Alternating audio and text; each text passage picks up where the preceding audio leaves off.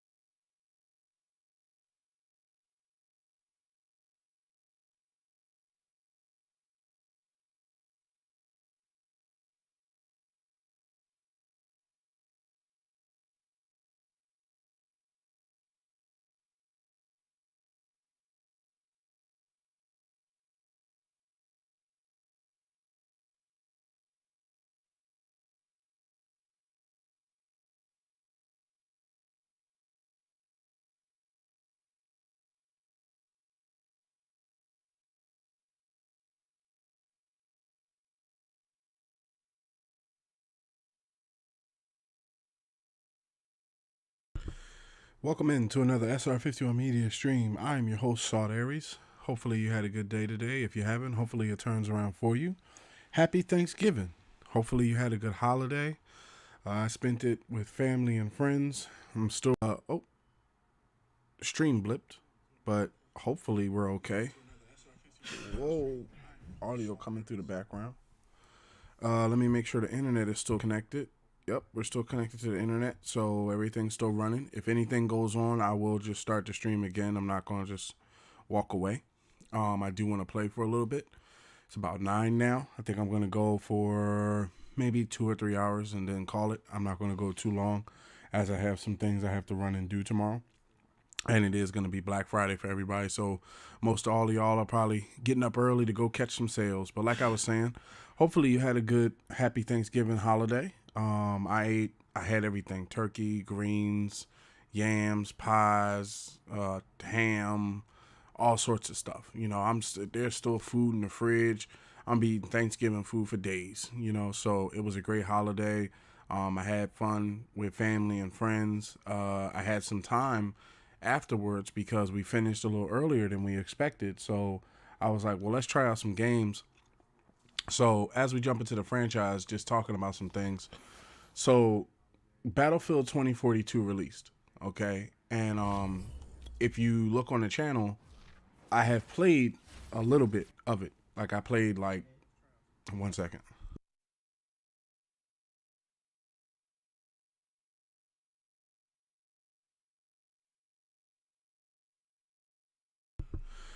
So I played a I want to say small amount of it, right? And the thing that kind of detoured me, I mean, like, it's not a financial thing. You know me. I keep it 100 with you guys when it has to do with games and finances and stuff like that. It's not that the game is a bad game. I just don't feel like it has enough. Hold on 1 second.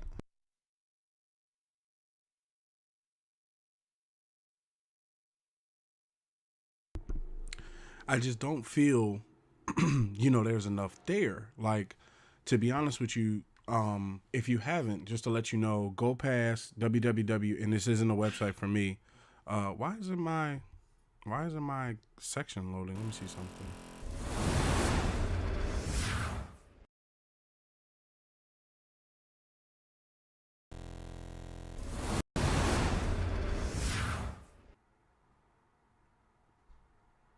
It's cool.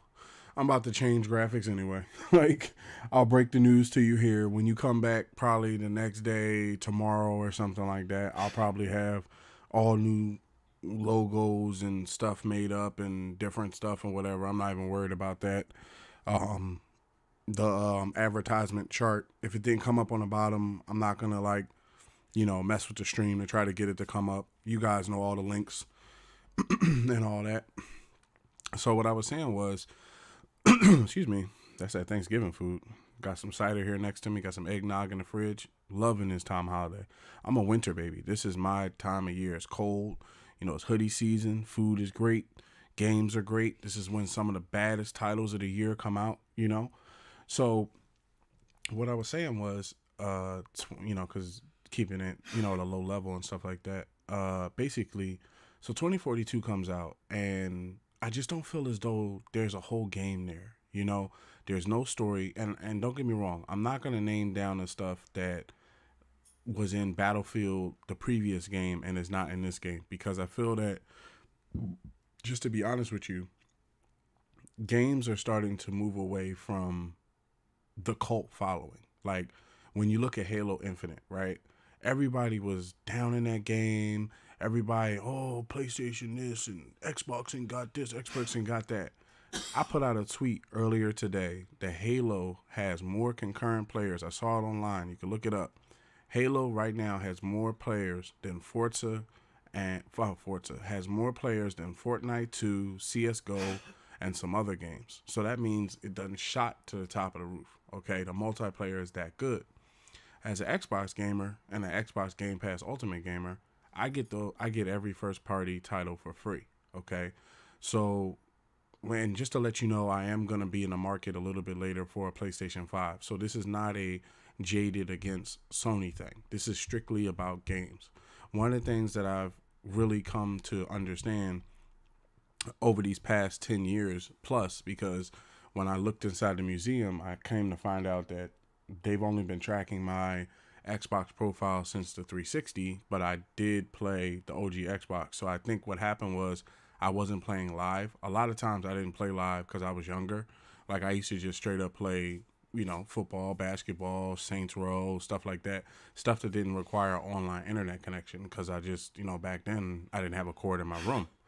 So the thing about it was, I've been burnt before with bad games. I'm gonna keep it 100 with you. I feel as though Cyberpunk 2077 was a good game in theory, but I feel as though it was a broken game.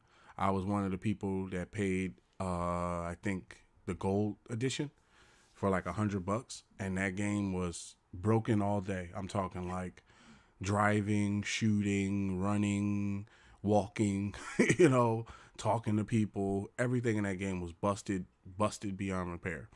Now, the thing about it is games get fixed later on, okay? So there's a promise coming from the devs that they said in 2022 they're going to fix Cyberpunk 2077 and they're going to add DLC. So somebody like me that purchased the game is like, okay, that's what's up. So next year you guys are going to fix the game that you essentially put out last year, right? Or earlier this year type of thing. I can't remember when Cyberpunk 2077 came out, if it was the year before, if it was this year, but either way, the game wasn't ready, okay? And it got brought out anyway. So I see Battlefield 2042, and the thing that I recognized is that I'm a little thirsty for a shooter. That, if I could say anything, I do believe that the drought started today. I think that a lot of people are gonna wait till January and February to call it official, but to me, I feel like the drought started already, because and the thing about it is, like I said, what I've come to understand is, for me to make the best content, I need to have a PlayStation as well. Right now, that's not something that I need to make happen today, or something I need to even make happen in the next month or two, because right now scalpers are charging $1,000. Scalpers are charging $1,000 for PlayStation 5s and Xbox Series X. I keep it all the way 100 with y'all. One thing I could tell you is, having an Xbox Series S, the only difference between the S and the X is 120 frames. Here's the thing. I'm not buying a 120 frame TV. Not because I don't think it's not worth it, but because I already have an Xbox. You know, it's kind of like, oh, everybody, the X, the X, the X. I'm like, okay, but I want a PlayStation. You know, I want to have, at the end of the day, I would rather have an Xbox Series S and a PlayStation Digital and just do away with this. Like, just be done with it. You see what I'm saying? Like, seriously, just call it a wrap. And what I could end up doing, because the Xbox Series S is only, I think I got it for like $300. So I saved, if I got an Xbox Series X from the store, I saved $300, because the X costs $600 and the S costs $300. So I saved $300 on the Xbox side. And then with the PlayStation, I can look this up to tell you right now, just to let you know. How much is the PlayStation 5 digital? So the PlayStation 5, looking this up now.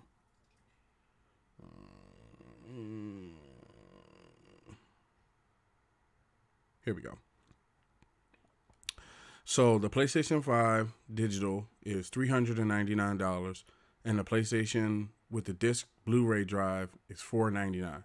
So I could save another $200, $100 or $200 on the PlayStation 5. Now I know a lot of people might say that the heatsink is bigger in the PlayStation 5 and that, you know, it's a better fan and all this sorts of stuff. But I'm pretty sure, if I had to guess, that PlayStation is not putting out cheap products. You know, I know it may sound weird coming from an Xbox guy, but I'm no longer just an Xbox guy, you know, and that's one of the things that I haven't really put out like that over the past, I want to say, I bought my PlayStation 4 last year. I got rid of it earlier this year because I wasn't using it, and I planned on getting a PlayStation 5, but I really do want to get that, so that way what happens is I stream through a graphics card. So what that means is I don't have to worry about setups and PC equipment and all that sort of crap. All I have to do is just pull the HDMI from the Xbox and put it in the PlayStation, and we're streaming PlayStation.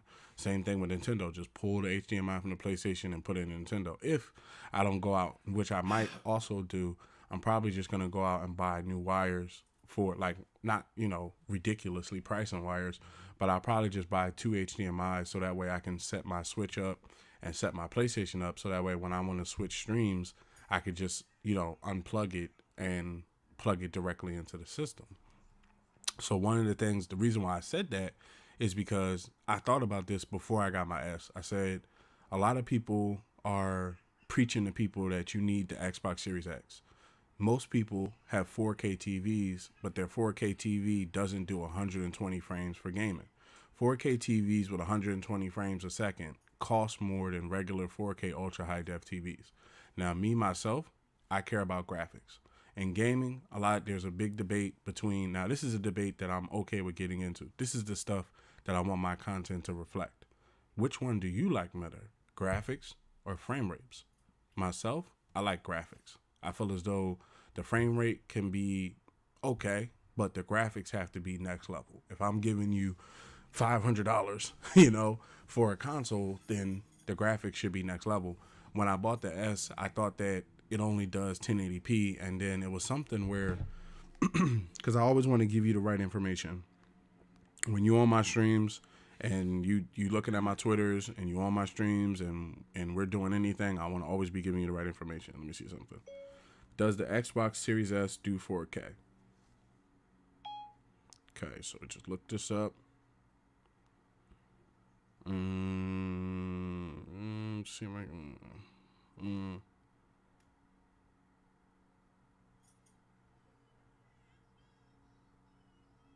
Okay, so this is an article that I found out that I wanted to tell you about as well. So as a Google, you just heard me ask my phone, right? You know, does the Xbox Series S do 4K? So under stealthoption.com website, it says the Xbox Series S, by virtue of its lower specification, does not run in native 4K. The default setting for the console is The default setting for the console is 1440p, also known as Quad HD. However, the Xbox Series S is capable of upscaling games to 4K resolution when connected to an ultra high def display. What ended up happening was when I connected my Xbox Series S to my 4K TV, it said, hey, I noticed that I'm summarizing this. It said, hey, I noticed that you're playing on a 4K TV. Would you like to switch to 4K settings? And I'm like, what the hell? I thought this thing, I bought it solely thinking it only does 1080p and was okay with it. And they're asking me, do I want to play in 4K? And I'm like, okay. So I click it and then it switches over to 4K. So I'm like, so wait, the only difference between the S and the X is 120 frames? Bruh, you can keep your 120 frames. You see what I'm saying?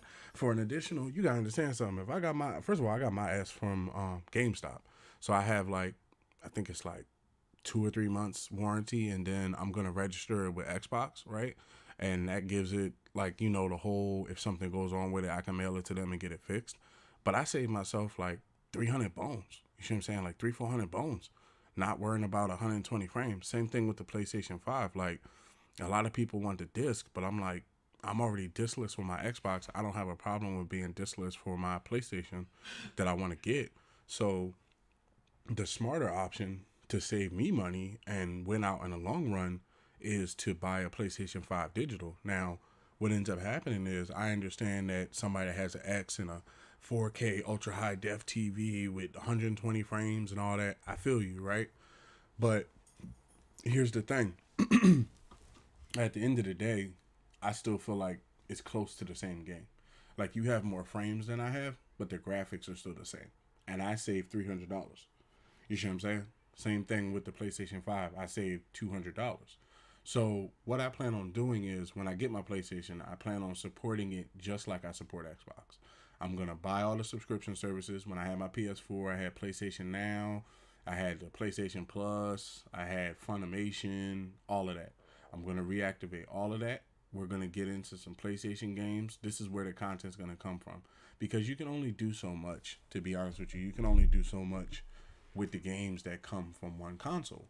So it got me to thinking, just to tell you, I was like, you know, I wouldn't mind going back and playing God of War, you know, like having the G cred of saying I beat all the God of War. I would love to be able to say I beat all the God of Wars and have the footage on my YouTube channel. You see what I'm saying? I would love to be able to play Infamous Second Son 1 and 2, or God of War the new game, or what was the name of that robot game? Detroit Become Human. You know, I'm evolving to a point and understanding that basically there's good games on all platforms. Okay, and as a streamer and as a, let's say, because it's called internet persona, right? As an internet persona type of person, I have to do my best to be able to give you all the information. Right now, I'm just giving you Xbox information and Nintendo information. But once I complete the circle with PlayStation, now there's no game that comes out that I can't access. You see what I'm saying? Because they're going to war. One thing I could tell you right now is PlayStation, Xbox, they haven't, when this console thing ended these past couple months, they weren't at war. But now shots have been fired across the bow. Halo is back. Okay? And I don't mean this like, oh, PlayStation sucks. Let me tell you something. Spider-Man 2, Wolverine are console seller games. Those are going to be games that when Christmas holiday bundles get built, because they will get built, that's another reason why I don't want to overspend for the consoles, because I'm already seeing people talking about bundles are coming and stuff. Like there was some bundles or something that was built for this Christmas holiday. So I'm like, okay, I see where you're going with this. Okay. Now, when you take into consideration also that the chip shortage, if you don't know what that is, I'm just going to summarize it. Basically, chips that make everything, you know, from cell phones to computers to video game consoles to tablets to iPads and MacBooks and Windows, everything is being affected right now by this chip shortage. And all the research that I've done from analyst programs and different researchers tells me that this chip shortage may last another 2 years. Okay. So what that means is, yes, every now and again, there's going to be a stock of PlayStations and Xboxes and Nintendos that make it to the stores. But what you have to understand is, and I'm just telling you how it go, typically there's two people that work at Best Buy at GameStop that's taking two of them because they're working that day. And that's their payment of, you know, not like they don't get a check, but they're like, hey, if I'm going to work today, I want to be able to buy one myself. I want to set one aside. We used to be able to do that at Walmart when we got our check. Before we got our check, we used to be able to say, can you sit, you know, like if we see a shirt or if we see a video game or something like that, can you set it aside in the back? And basically when I get my check, I'm go ahead and cash it and come back and buy it, right? So when they bring these shipments in to, let me grab a vape real fast.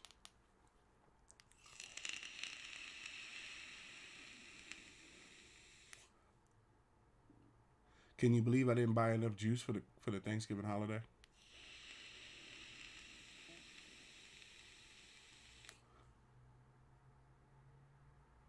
Luckily, the store opens tomorrow, or should I say today?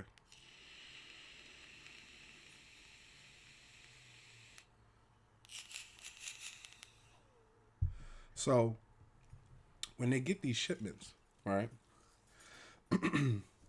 When they get these shipments, two people in the store buy two of them. I've talked to GameStop people. Hell, I wanted to work at a GameStop one time. And some of the things, hold on, let me take my hat off. Some of the things, some of the things that I've come to understand is that there's only typically, like I've had it told to me, there's only like at max 10 consoles that go to the store. Okay. So look at your map of where you live, right? And pick out 10 like areas like near to you. 9 times out of 10, you're going to come back with like 4 or 5 PlayStations, 4 or 5 Xboxes, right? I mean, excuse me, 4 or 5 stores, a couple GameStops in your area, stuff like that. If each store is getting 10 consoles, 2 of them go to the people that are in the store, and the rest go to the people that are sleeping outside of the store. How are you going to get a console? You're not. You see what I'm saying? You're going to have to go to a scalper who around the time of Christmas knows that he got you, can jack the console to $1,000, and can feel like, yeah, I got you. You either pay this price or you don't get the console. Now, somebody like myself, what I'm going to start doing, I'm going to start stacking towards bringing that in. Oh, the stream is okay. It reconnected. Everything's cool. Let me check the internet. Make sure everything's straight there. Yes, it is. So to have that brought in, right, you have to support it financially. I have to pay PlayStation Plus. And this isn't a complaining thing. I'm just telling you why it's going to take a while because I'm setting up for it, right? I have to get PlayStation Plus. I have to get PlayStation Now. I have to get a couple games that I don't, if they don't get given to me for free, I'm going to have to pay a couple price to get them, right? I'm going to try to create a schedule where it depends on like when I go live. I would tell you ahead of time, like, hey, I'm going live with the PlayStation, or I'm going live with the Xbox, or I'm going live with the Nintendo. But it gives me more options. You see what I'm saying? As far as console war content, that will not be coming from me. Okay. Sorry to tell you, if you are looking for Xbox versus Sony and Sony versus Xbox stuff, you're gonna have to go somewhere else for that. Sorry to tell you, it's just not who I am. What I like to do is play everything and then make a decision. You see what I'm saying? Like, I'm pretty sure they're going, when I say they're going to war in the tech world, what that means is they're going to start to pump out games. Like, I'm pretty sure the reason why Xbox is not hesitant or really worried about Spider-Man or Wolverine is because they're going to be good games, but they're going to be single player games. So basically, Spider-Man and Wolverine is probably like 3 years out at minimum. Or let's say Spider-Man is at least maybe a year or two out, right? When you play that game, it's going to be an amazing game because the first one was an amazing game. But what's going to happen is when the game's over, the game's over. You see what I'm saying? Sony has a big rep of making single player games, which are very good games, but they're single player games. So a lot of our experiences there are going to be based in like story driven games and cutscenes and different stuff like that. But basically, we'll still be able to capture new and exciting experiences. You see what I'm saying? That's the thing that's drawing me in. I'm like, I've never played I played PlayStation, shout out to my cousin, shout out to my father, stuff like that. I played PlayStation, but I never, outside of my PlayStation 4, I never really, set up the console, got the right controllers, got a headset, streamed data, I never got in, I never got into any of that. So it was intriguing. And I looked at I looked at some places just to let you know if you're looking for a console, try StockX. I've just to make you aware, I have never bought anything from these people, but they have a very good reputation in the gaming world for right now having Xbox Series X and PlayStation 5 all the time. So what that means is basically you can go on a StockX or you can go on a StockX and purchase a PlayStation 5 digital you're gonna pay probably $100 or $200 more now if you want to get it before Christmas. But if you wait till Christmas, it's probably gonna be more.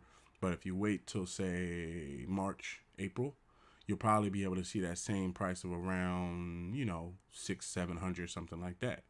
Now, the reason why I'm okay with paying a little bit more to get the digital is because, to tell you the truth, there isn't going to be Xboxes and PlayStations this Christmas holiday on the shelf. I know that they're making you think that, but they're making you think that so that way you can come into the store. It's common sense. Like, basically, they want you to come in the store looking for the console, and if you don't find it, they believe that you'll buy something else.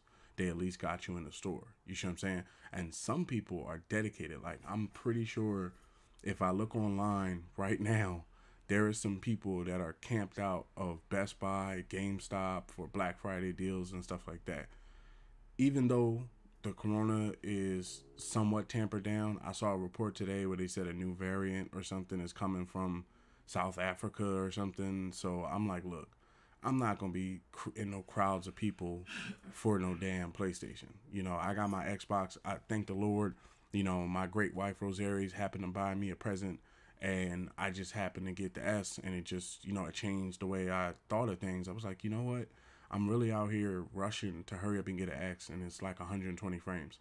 I have 4K right now. I have 4K TVs throughout the house.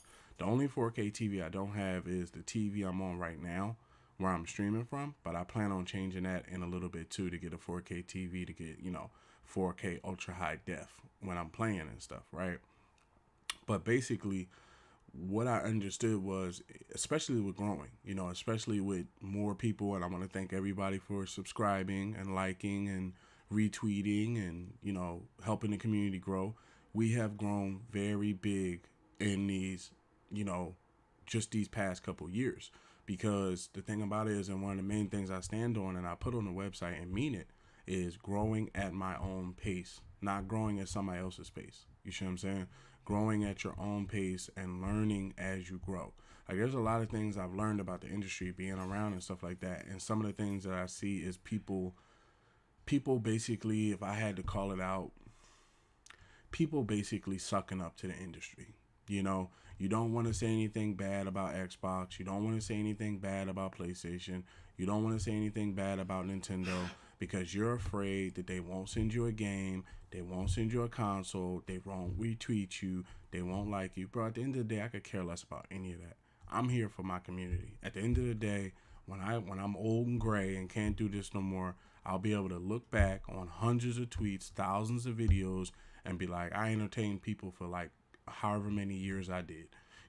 I'm going off into, like, I don't think I'll ever stop doing this, to be honest. I think I'm going to be like 60 something years old, because I love video games. So I'm going to be, 60 something years old on the PlayStation 8, and the Xbox 7 or something like that, still going or whatever. So, it only makes sense to bring in another category to strengthen our content, strengthen the website. So what's going to happen is, I am going to put the videos, just to let you know, all PlayStation videos will be added to the website as well. All PlayStation videos will be aired on this YouTube video. It's a YouTube video. All PlayStation videos will be aired on this YouTube channel that you are watching on right now. They will appear on this YouTube channel, theta.tv, and also the website itself. Those are the three places. Oh, and TikTok, Twitter, Instagram, and Facebook. As far as when I say social media, there will be video clips. So there'll be, like touchdowns and interceptions and big hits and, gunfights and stuff like that. But they won't be streams. Like, the only place I'm going to be streaming is YouTube and Theta, because I don't want to be honest with you, I don't want to overstretch myself. We've grown here on YouTube. It's not about money. To me, I know you don't hear that a lot, and I know you may think like he's just saying that. Like, nah, to be honest with you, like, for me, it's really not about receiving money from you guys. Like, don't get me wrong, eventually I'm gonna get into merch and stuff like that, because we are inching closer to qualifications for YouTube to be able to sell merchandise. So it is something that I've thought about, but I want it done the right way. You see what I'm saying? I don't want to make a bunch of, what I notice is, to be honest, and I'm calling it the way I see it because I've been in people's podcasts before, and I know shots across the bow when I hear them, at other streamers, and this is not what it is, but some of the things I've noticed is people build their channels up on console war crap. You see what I'm saying? Xbox suck.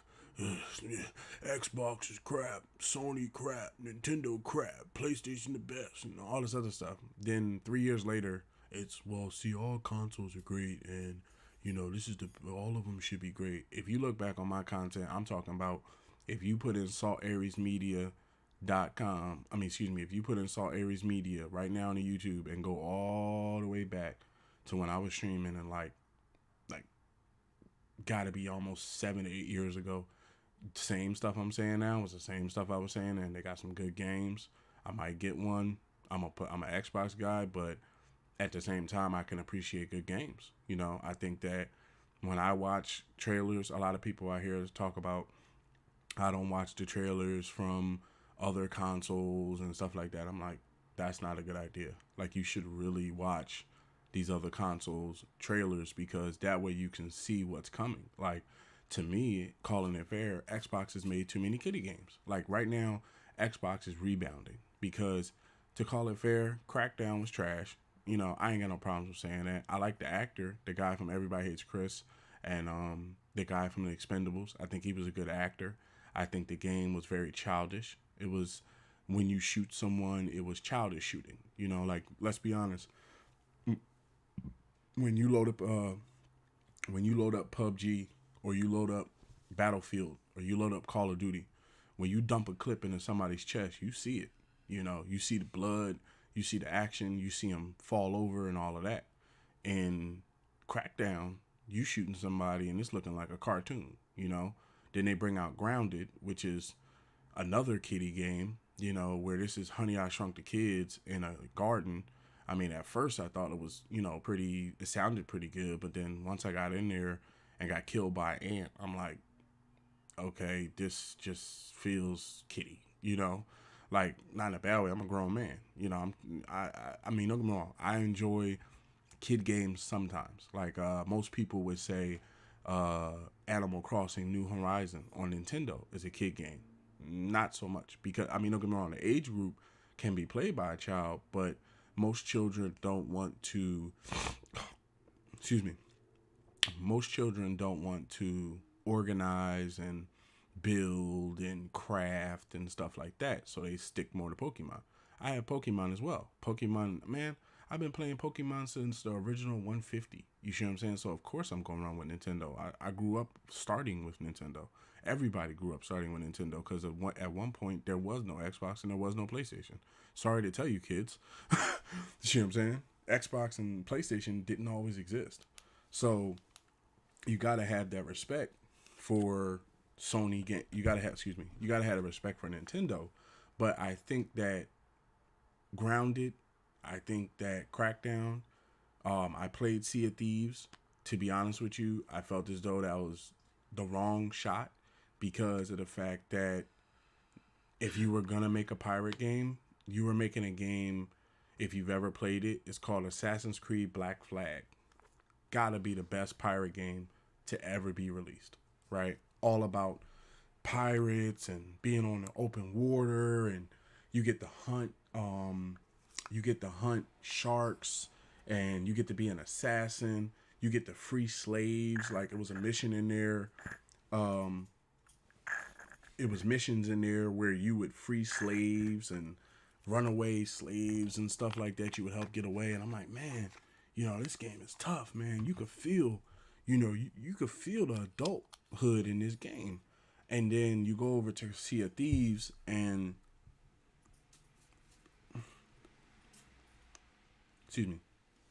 bite my nail there. As I look to see if there's any juice left in this house until tomorrow, my God, I cannot believe I forgot my juice. I won't do this again around the time of Christmas. I'll tell you that one. So the thing of it is, basically the game, when I'm playing it, I feel like the game is made for children. There's kind of a cartoon, like, I don't want to say cartoon, I want to say kind of like a youth cartoon drawing of the characters. The guns don't really, the enemies are skeletons. You don't really, fight with each other. When you sword fight, but there's no blood or anything like that. So it's kind of like you're just swinging swords at each other until somebody falls to the ground. So these three games right here were mistakes, to call it fair. Okay. And I didn't purchase any of them. I played them, but I didn't purchase any of them. This is where I feel as though Xbox made a mistake. They went to Kiddie Land and PlayStation went to Adult Land. You see what I'm saying? Most people might say, well, Spider-Man is a cartoon comic book thing. It's not really it's not really a adult thing. Not necessarily. Okay. Venom is a really adult character. This guy is about eating and killing people. Carnage is a serial killer. So even though they may not go all the way across the board into 18 or rated R stuff, it still is a essentially adult based game, right? Wolverine, there's no way you want me to believe that Wolverine is in a bar fight, and when the game comes out, he's not gonna be gutting people.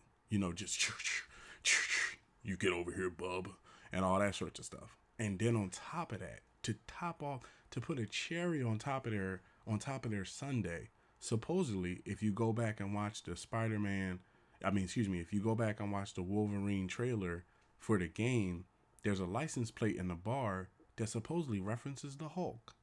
Now, could you imagine if the first Christmas holiday for PlayStation 5 was Spider-Man 2 with Venom, who is my favorite character? I am not a Spider-Man fan. Okay, even when I was a kid, I was not a Spider-Man fan. I was a Venom fan. I just like Venom better. I might even end up getting a Venom tat. I saw somebody with one. I'm like, okay, I won't get mine in the area he got his, but I definitely might get one. Might get it on my calf or something. But at the same time, I'm a Venom fan. So could you imagine if the first Christmas holiday of, say, 2022 or 2020, yeah, let's say 2022 next year, let's say Christmas holiday next year, Spider-Man 2 comes out. And then the holiday after that, Wolverine comes out. And then, surprise, the holiday after that, Hulk comes out. Are you telling me that as Xbox gamers, we're going to let all this pass and not even attempt to play these games? So you're going to wake up every day when these games release and be like, oh no, these games are trash. This game is trash. This game is trash. Like, I'm not doing that. Okay. These are going to be good games. Just like I'm pretty sure people that don't have Xboxes are kicking themselves because Halo is fire. Like, I've heard that from everybody. I mean, people that don't even play Halo like that. I've heard from everybody. It's fire. You got news article people. Everybody's loving it. Everybody loves the multiplayer. It's one of those type of things where, to tell you the truth, they could bring the campaign out for Halo and it could be trash and the game's still gonna sell just because of the fact that the multiplayer is the truth. You see what I'm saying? So they both have their qualities, and they both have their qualities and goods, and they have their minuses as well. Xbox has been making kiddie games, so they open the door to PlayStation, but Xbox has a very deep war chest. So when they respond, which they are doing now, right? They responded by buying studios. So what that means is, from what I know, there's like at least five or 10 games almost that are in development, because there's Fable, just naming them off. There's I would like to see another Dishonored. Hopefully we get another Dishonored because they own Bethesda now. There possibly could be another Fallout being worked on. There's Starfield, a game I'm looking forward to. As you can tell, I'm a space person. You see me playing Star Trek. You see me playing space games. I like space. Supposedly Starfield, just to let you know, is supposed to be one of the biggest games to ever come out, because each planet is supposed to be the size of a Skyrim planet. So basically, pick an open world game that you've played where you felt as though that the map was huge, and imagine getting in your rocket, flying to the planet, and now that whole planet is an open map that you can explore, and there's multiple planets that way, right? So this game looks like fire. Okay, they got they got Starfield coming out. Halo's already out, so the multiplayer's already out. It's only going to get better. They're going to release content over this next, year or two. Okay. Forza came out. Forza is a amazing looking title. I think that even though I bought Street Outlaws, those are two separate games. Okay. Street Outlaws is on PlayStation 2. It's a multiplayer game. And the thing about it is, Street Outlaws is more about drag racing than it is actually, racing up and down circuit racing and stuff like that. So Forza is still an amazing game to be playing. Okay. Uh, God of War is on the way. There's a new God of War that's supposed to be coming in a couple. I want to say they didn't give us a date, but 9 times out of 10, they're probably going to shoot for this coming year or a year after that, right? So you got another God of War on the way. So I have to play the new one. At bare minimum, I have to play the new one. But I really want to go back and play the old ones to see if I can put in the work and beat them, because I would love to be able to have that credit. But basically, there's going to be some changes around here. There's going to be some new content. There's going to be some stuff that I'm working on. There's going to be new kinds of, let's say, reviews. I think that when you go to review a game, you should be fully versed on it, and you shouldn't be rushing doing it. Like with Madden, when I went into what I was telling you also was, when you get a chance, if you're an Xbox gamer, go past, I think it's called, look up Xbox Museum website. And what it is it's like a metaverse where you get to control. And I did see other people, just to let you know, when I logged into the Xbox Museum, there were other people running around, reading stuff and stopping at articles and stuff. But essentially what it is it's a history of Xbox for the past 20 years, which is interactive. Now, one of the main draws that most of us like is they have a section in there called My Achievements. So what happens is you get to virtually walk through your achievements and see. They told me when the first time I signed on, which was in 2012. They told me my first console was the 360, which is untrue. But like I said, I wasn't playing online with the OG. So that's why I didn't sign into live until 360 when I bought my 360, right? But they told me I signed in 2012. They also told me, which was surprising, I play a lot of Madden. I play a lot of 2K. I play a lot of Madden, a lot of 2K, and a lot of Titanfall. But what I wasn't upset about was I was like, wow, I've been playing Madden since Madden 2016, buying like every title since 2016. And I've been buying NBA 2K itself since like the first 2K, but they've been tracking me buying NBA 2K since NBA 2K10 when Kobe won the championship, and I bought that edition, right? And I had that edition. So it was fun to walk through my previous achievements and, see everything. I wish I could show it to you. Maybe I'll try to get some screenshots from the virtual world to put on the website so you can, see some of my stats and stuff like that. But like I was saying, I think that if you can, this is my recommendation. Okay, this is coming from Salt Aries. This is my gamer recommendation. If you can, get both. If you can, okay? Don't pressure yourself to feel like you need to have it all right now. Don't pressure yourself to feel like you need to have it all by Christmas. Don't even pressure yourself to feel like you got to have it by next Christmas. If it takes a year to 2 years, take a year to 2 years. But basically, if you can afford it and if you can do it, it's a good idea to have both so that way you can enjoy every game that's about to come out, because they are going to go to war. And when they go to war, we win as gamers. Last time these dudes went to war with each other, they was putting out games left and right, And the only thing that's going to be different about it is with Xbox, I got Xbox Game Ultimate. Xbox, it's called Xbox Game Pass Ultimate. So they made a promise that every game that they bring out first party, I get for free. So on the PlayStation side, I have to buy those games, the games over there, but I'm okay with that, as long as they're good games and stuff. So I at least wanted to take a minute to explain, what's going on, get it on tape so we know, we can go back and be like, oh, he talked about this, a while ago. This isn't something new. So now, as far as our franchise, okay, so we're in week 9. We have the Washington football team coming to town. As far as player negotiations, let me see something. We have $74 million left. I would like to negotiate with Avonte Maddox. I would love to have Maddox back on the team. He only wants $16 million for 3 years. I'm willing to raise that up a little bit just to make sure that he's a part of the team. I think he's a very good player when you look at his stuff. Man coverage is 76, zone coverage is 81, press is 80, his acceleration is 94, agility is 96, discipline penalty tendency, strips the ball, high motor, aggressive penalty tendency, top 12 of cornerbacks. So Maddox is going to be the one where, my goal, don't get me wrong, my goal is to keep the team together, but I know that's kind of unfathomable to think of. I'm happy to sign and continue to play for this great organization. Yes. So Maddox is back on the team. So the other thing, I know you might have saw this when I came in. So Matt Ryan and Jalen Hurts are up for a contract. Now, one thing I don't like, this is just me. I'm going to tell you something that I don't like when it comes to franchise mode, because I'm the owner.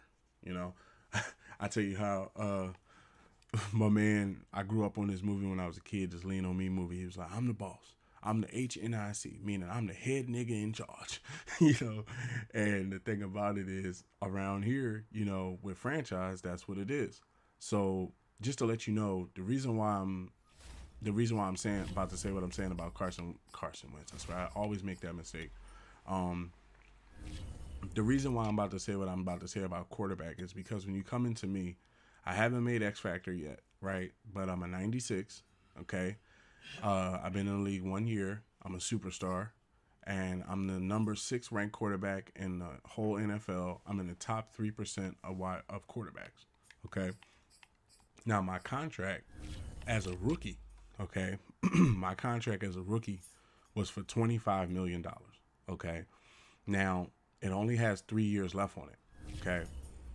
The funds at the top right hand corner, just to let you know, we're not going to go too deep, but basically the funds at the top right hand corner are the funds that you not only have to use for trades, but the funds that you have to use to maintain your stadium.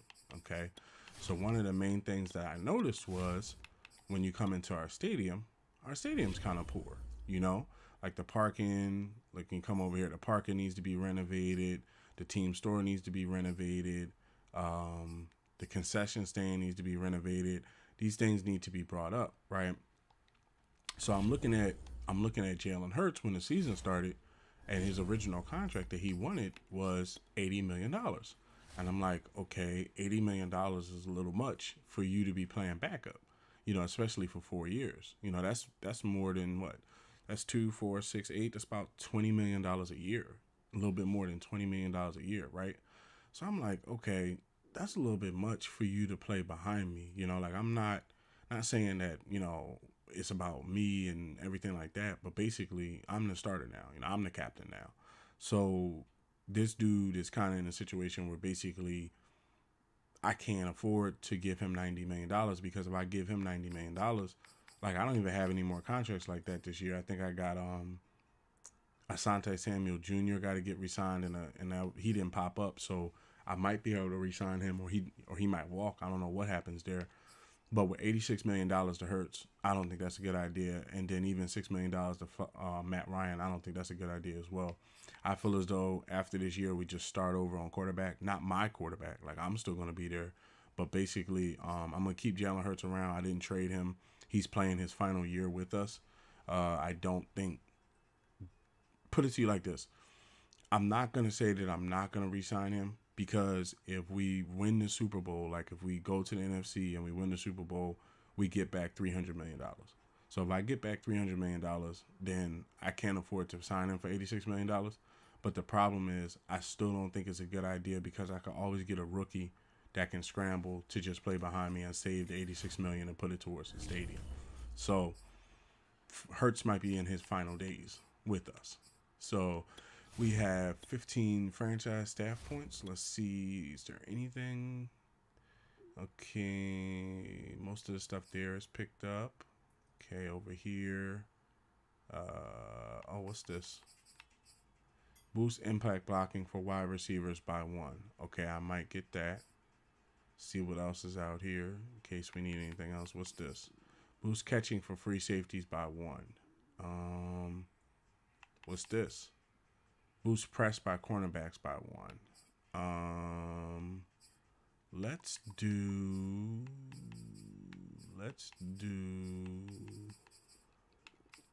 boost the impact blocking for wide receivers. The reason why I want to do that is because there's a lot of times where I'll go to run, right? And Devontae Smith and the wide receivers have to block. And if they can block better, it makes the team better. So let's run through the depth chart. Of course, I'm playing quarter. I got Miles Sanders playing halfback with Najee Harris backing him up. I'm willing to sign and keep both of these dudes around and have 2 good halfbacks.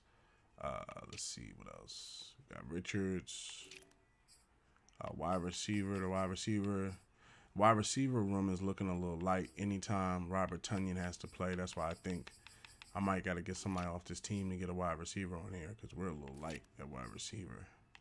Just looking around. Left guard is Mailata. Left tackle is Williams. Center is Hudson. Right guard is Penny Sewell. Tackle is Penny Sewell's playing right tackle because what's the name's hurt. So let's bring in Daniels at right guard. Left end is Stephen. Right end is Josh Sweat and Garner. Let's go with, they both pretty close, right? But he's a superstar, so he's gonna, and then the thing that I like about him is his block shedding, right? His block shedding is at 84, so he's 14 points higher than him. And then his tackle's a 94. Strength is at 88, right? He's power moves are 73, right? So his power moves, his finesse moves is way more than him, but his block shedding is more. So it takes Josh Sweat a little bit longer to get through the line than it would take Garner. So I'm going to put Garner in a position and have Sweat, because Sweat already got his contract. He ain't going nowhere. He ain't got nothing he need to worry about, As far as left ends and right ends, I want Derek Barnett to get some time. So put him in over there. And then right end, put Douglas in. I want them to start getting some reps. So that way they're developing as well. D tackle, Fletcher Cox and Vita Vea, one of the best lines in the NFL. Left outside linebacker, Josh Allen. Middle linebacker, Miles Jack. Because Leveco David plays as an 84. Josh Allen plays it as almost a 90. So I'm thinking, how much would Shaq play the left? Shaq could play the left at 87. He plays the right at 87. Here's what's going to happen. Put Marquise Golden in. And then put Shaq Thompson to the left. And then put Josh Allen on the right. I think he's earned that. If he's the number one,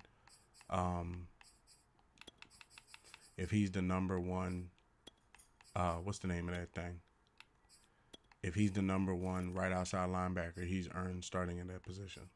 Okay, Darius Slay, Gilmore, Howard, Patrick Surtain, Asante Samuels Jr., Maddox is on the team as well. Free safety, Simmons, strong safety, Daniels. Daniels about to be a damn 90. Let me see what he's looking like. Oh, no, I can't because I'm in this. Okay, kicker. Kick returner. Punt returner. Line strength. Need some more dudes on the line. Third down running back. Miles Sanders. Power halfback. Najee Harris. Miles Sanders.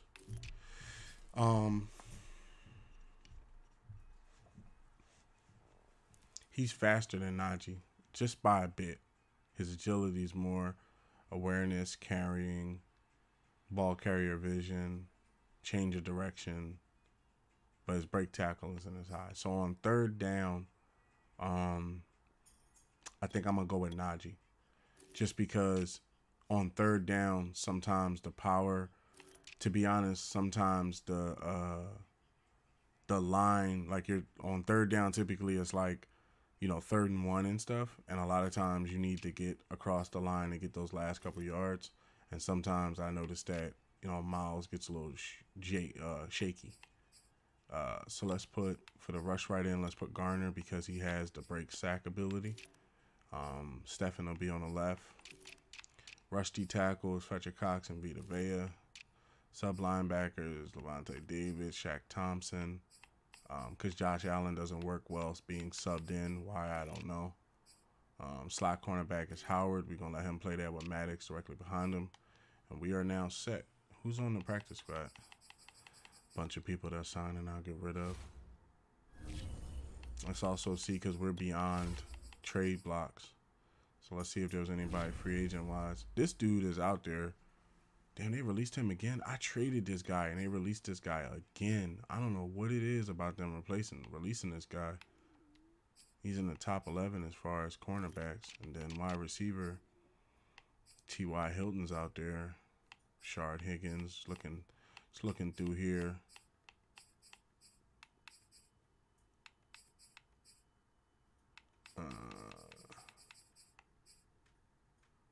Richie James Jr. Yeah, I don't even think I have a. I'm pretty sure I don't even have a space, but we kind of need another wide receiver. How many D tackles do we have? 4. Right ends. Derek Barnett is on the squad.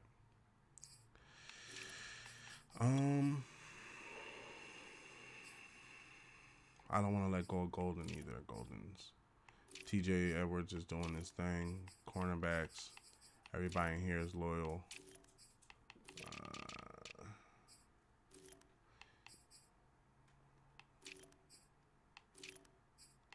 If I ever run into a wide receiver position, I could always put Tunyon in at wide receiver or use check or something like that. So it's cool for now. Because if anything happens to the cornerbacks, I need Matt Ryan to step in. Okay, view weekly awards. Who got them? I got the weekly award with 3 passing touchdowns and 2 rushing touchdowns.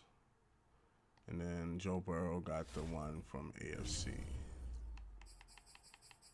Okay, Washington is now up. Put it in the chat.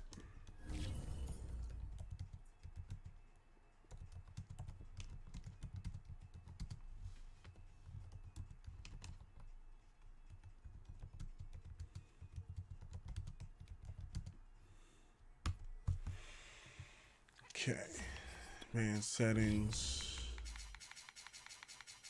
multiple defense, run balanced. No, not the X Factor list just yet. Let's edit these uniforms. They have, I want to wear the Kellys. I want to wear the 1980 Kelly. I don't want to put them in there. Oh, they don't have them anymore. You know why? Yeah, I just realized they don't have them anymore. Let's do Color Rush. Oh, wait, they have current, alternate, classic.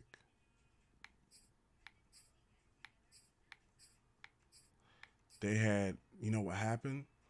They're not allowed to wear their Washington original uniforms anymore because of the logos and stuff. So, man, I wonder if they're going to figure out a name. Like, it can't just be Washington football team. Like, that just is blah, So they have Jonathan Allen, superstar X Factor defensive tackle. I have Miles Jack, superstar X Factor middle linebacker. Stephon Gilmore, superstar X Factor cornerback. Excuse me. Najee Harris, superstar X Factor halfback. Xavier Howard, superstar X Factor cornerback. Devontae Smith, superstar X Factor wide receiver, the Slim Reaper. Darius Big Play Slay Jr., superstar cornerback. The best defensive tackle in the game, superstar X Factor Fletcher Cox, defensive tackle. Jamal Daniels, superstar X Factor strong safety. Levante David, superstar X Factor middle linebacker. I got Vita Vea, superstar defensive tackle. Also one of the best defensive tackles in the game. They got Terry McLaurin, superstar wide receiver. I got Trent Williams, superstar left tackle. Myself, Saul Aries, superstar quarterback. I got Brandon Sheffer, superstar right guard. I got Rodney Hudson, superstar center. Josh Allen, superstar right outside linebacker. They got Montez Sweat, superstar left defensive end. I got Jalen Waddle, superstar wide receiver. Patrick Surtain II, superstar cornerback. Jack Fox, superstar punter. Juju Smith-Schuster, superstar wide receiver. Shaq Thompson, superstar right outside linebacker. Penny Sewell, superstar right tackle. They got Kenyon Fitzgerald, superstar cornerback. I got C.J. Mosley, superstar left outside linebacker. Caleb Beal, superstar cornerback. Sterling Garner, superstar right defensive end. They got Bobby McCain, superstar free safety. And I got Marquise Golden, superstar left outside linebacker. I'm a 92. They're at 83. That doesn't mean anything. Ratings are nowadays in the 2023 season. Ratings mean nothing. I mean, it means that you got a good team and everything, but I don't know who's on this team. I think Jimmy Garoppolo's running things. Won a blowout in their last game against the football team. Can Washington get revenge? Find out next on Madden NFL 22. I understand because people feel it was insensitive to be called what they was called. We So are I just understand. inside the Beltway, about 10 miles east of the Capitol Dome as we come to you from FedEx Field here in Landover. They love their football in this part of the country, and this crowd is ready to go as their guys will match up with the Philadelphia Eagles.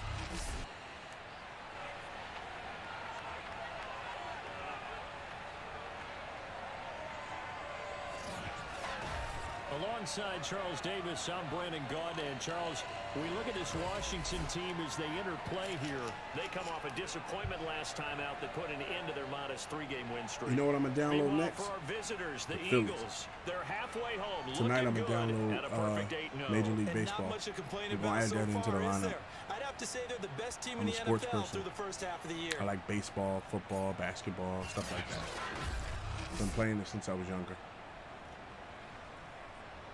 And then the franchise mode, man. Like the NFL has really changed around. I'm still tripping. Kyler Murray plays for the Cowboys. Jimmy Garoppolo plays for the Washington football team.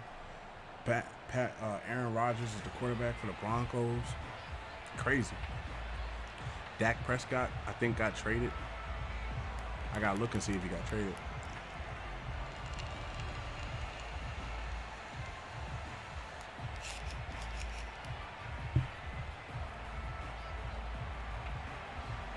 Let's do this. The first 2 months of the regular season down. What will the final 2 bring us as we're off in week 9? And that'll carry over the back line of the end zone for a touchback. So out comes the Washington offense onto the field. They'll have Jimmy G calling the shots. Jimmy Grew up in the G northern out there, suburbs huh? of Chicago, went to Eastern Illinois. Jimmy Garoppolo. And I'll bet right now Jimmy there's just Garoppolo. one thought in his mind. Win the game. Oh, yeah, without a doubt. He played pretty well. I mean, he didn't turn over the ball in terms of interceptions, Now, 2 right? touchdown They're bringing passes last 2 week. tight But when ends. your Bring team the free doesn't safety. win, that's just hollow. And the best quarterbacks don't care about anything but whether or not their team won.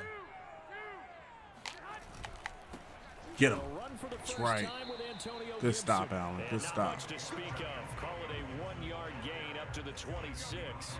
The last play got just All right, a Vito, yard. I'm gonna Here's use you because they got a 2nd and 9 for the superstar on 26. Cox. Here's Garoppolo to throw. Got him there. Oh. It's De'Ami Brown complete. And they get him down, but not before he takes it across got the lucky. He got 40-yard lucky. line. 17 yards that time and a Washington first.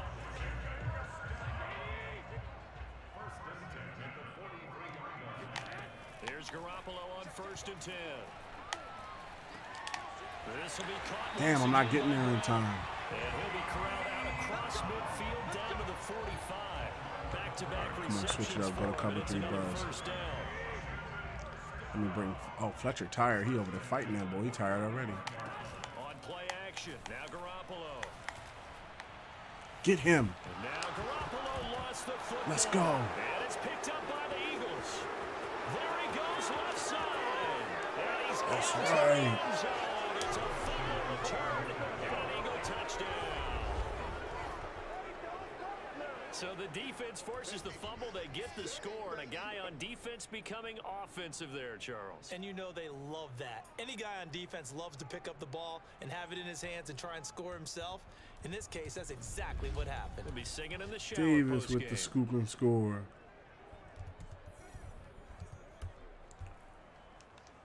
Good defense, Now the boys. try here for the extra point.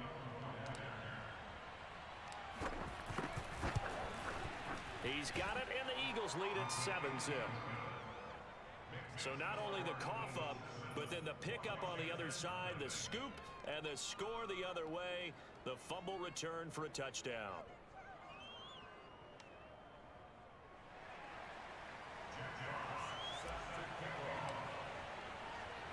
So here's the kickoff now as he'll get it again following that fumble return for a score. He running that back, boy. And this will not be returnable. It's out of the back of the end zone for a touchback. Oh, that was Fletcher Cox there? Okay. With his 13th sack.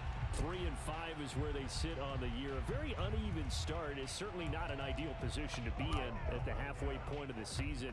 At a CD, do you see an avenue where they can still Mike be a playoff Sampras. team, or is that ship sailed? Well, since you took me to the nautical side, I'm going to try and keep up here because to me, this ship is about ready to pull out of port. These next couple of games are absolute must-wins for them.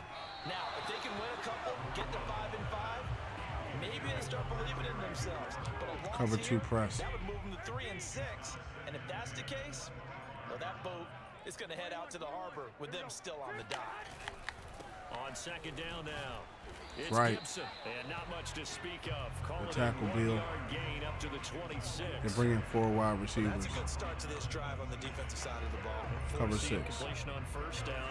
Then you're able to shut down the running play on second. Yeah, I wouldn't be surprised now. A little bit of pressure going at the quarterback in an expected passing situation. Lines up and lets it go for Samuel. He caught that? And I was about to be incomplete on like, the what? deep ball. Their lineman, Sheffer, is down. So on fourth down, Washington going to call on Tress Way to punt it away.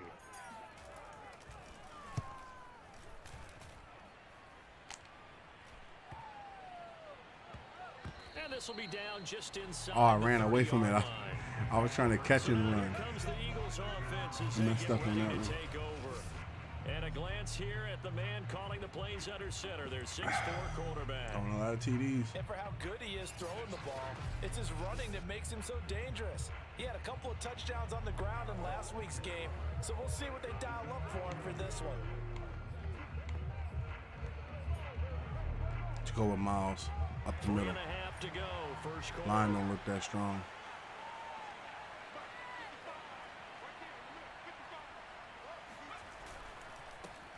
They will run for the first time with Miles. Sanders.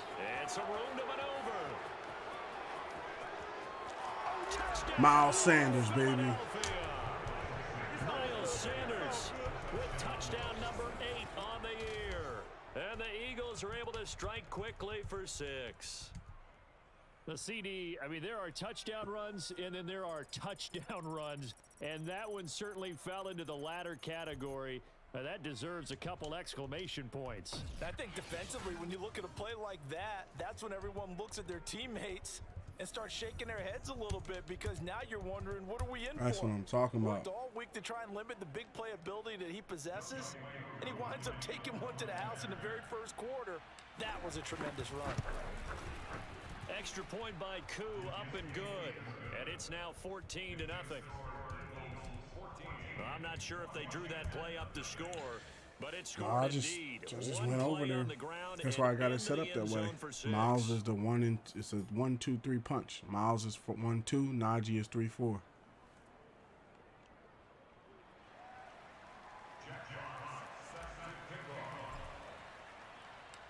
Out is the kickoff unit as they run up and send this one away.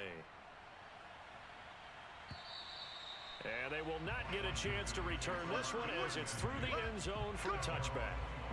A look at Washington as they come onto the field. And they have the game here followed by the open date on their calendar next weekend. And Charles, this is a crew that you have to think really is relishing the opportunity to be on the couch for a few days. Yeah, they certainly are, but let's face it, partner. They can't get caught looking ahead to that couch time while they're playing this one. They've got to take care of business first. Letting one go deep here for Gronk.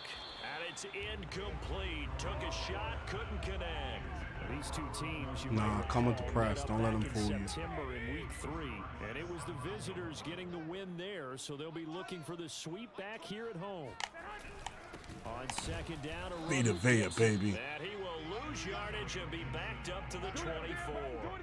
It'll go as a loss of a yard, so now they deal with 3rd and 11. This defense is a difficult one to prepare for, one of the best in the league. They'll come at you from all angles, and they did a nice job there stopping him for a loss.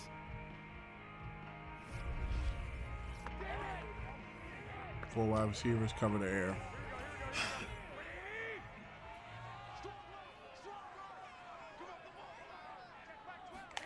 Throwing is Garoppolo on 3rd down.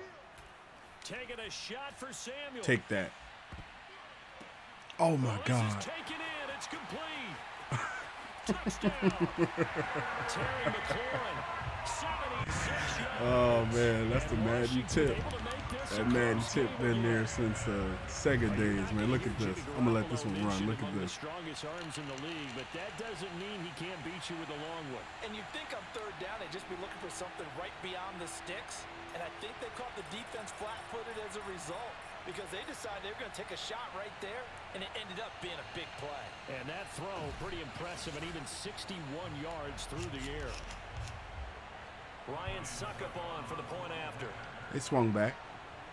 I mean, it wasn't. I didn't think they was gonna let me run them over. And that one makes it 14-7.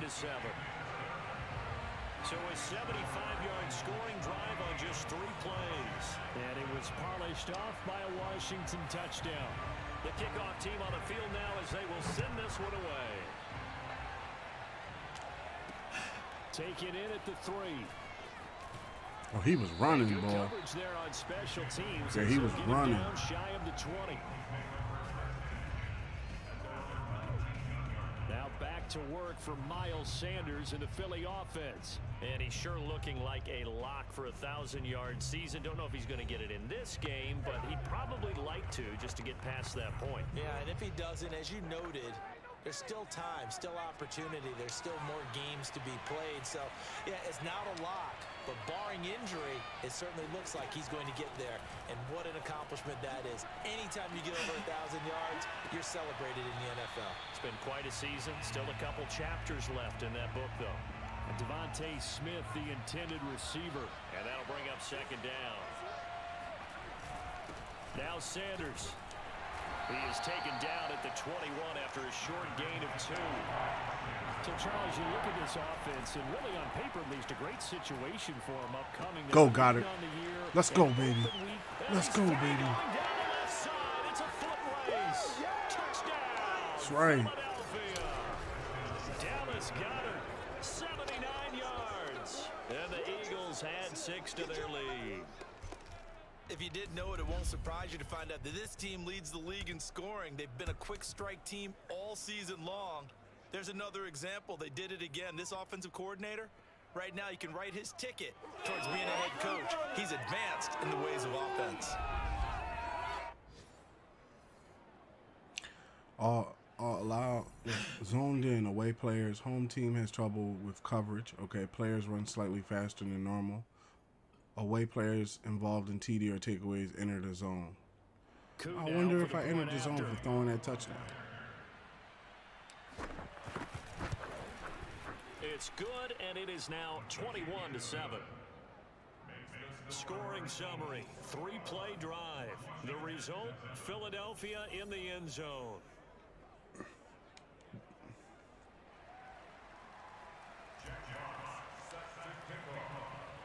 Set now to kick this one away, and off it goes. No return. And this will be a touchback as that sails over the end line. Now we get another look at Washington on offense. And we're in the middle part of this season where each week starts to become a little more important, and especially this, Charles, being a division matchup. Yeah, you haven't fired the starter's pistol or rang the bell Free fire. loud like they do in track and field for the sprint to the finish. But you're starting to eye it, aren't you? You got to pile up those wins, put them in the left-hand column, not the L's in the right-hand column. Good stop. And nothing much materializing there on the first down run. He'll get a couple, and that's it.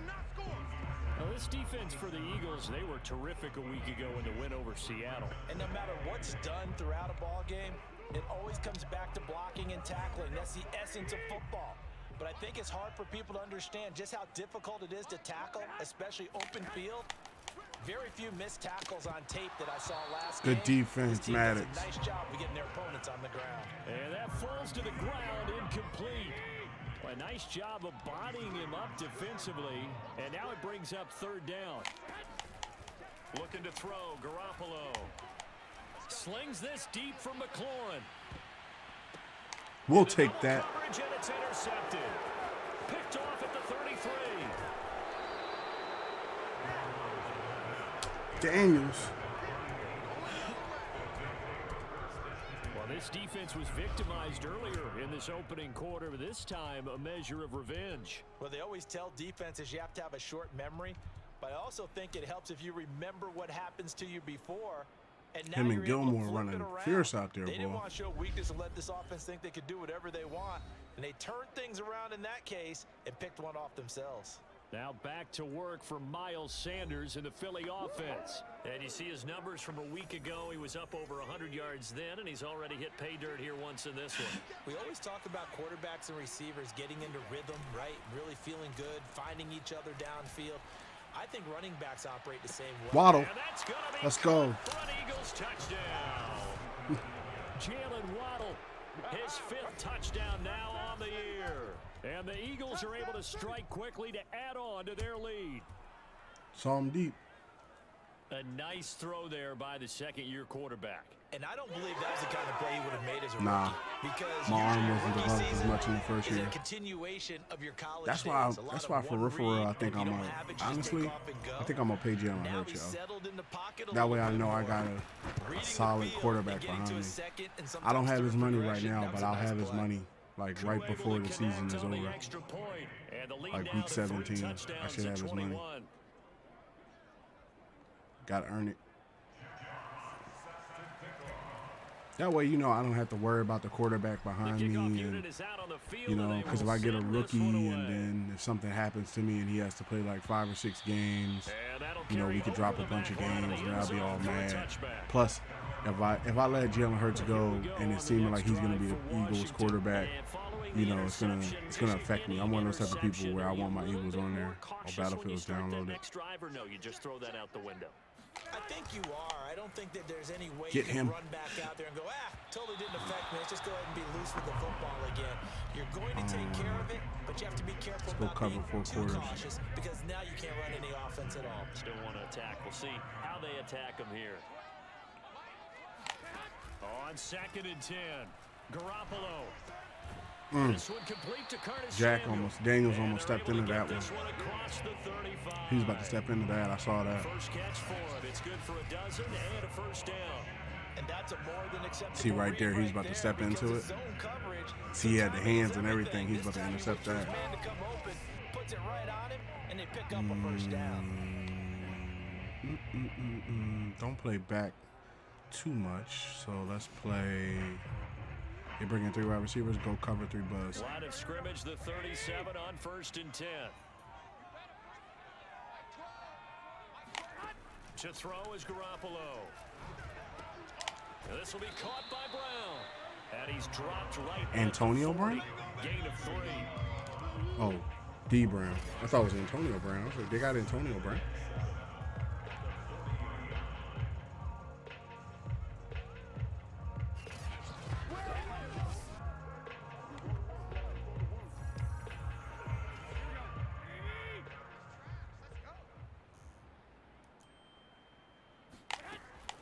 On 2nd down. It's Get Gibson, down, boy. And he'll be taken down as that will take us to the end of the first quarter of play. An entertaining start to this one. More to come on EA Sports. Second quarter now from our nation's capital, and it's Washington in possession of the football as they've got it with a 3rd down coming up.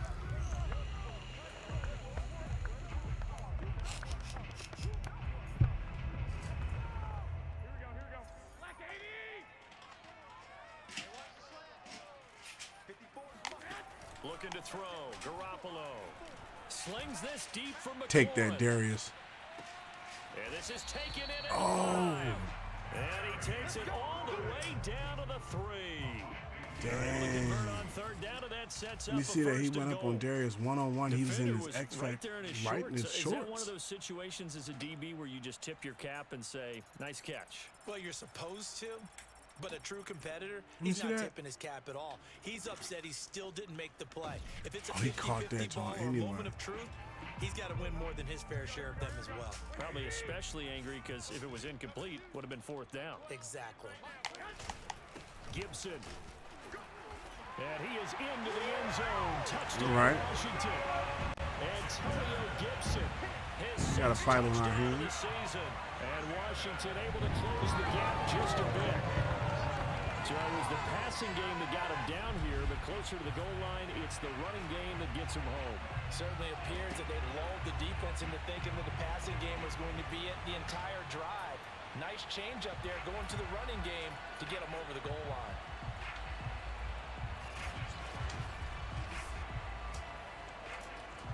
Succop for the See extra point. Garoppolo going to the air. We can have this shootout, bro. It's up and good, and it's now 28-14. So that drives 6 plays, 75 yards. And it ends with a 3-yard scoring run. Out is the kickoff unit as they run up and send this one away. From a couple yards deep, he'll bring it out of the end zone. And tackled at the 21-yard line. He got met by that boy. Net negative there of 4 yards.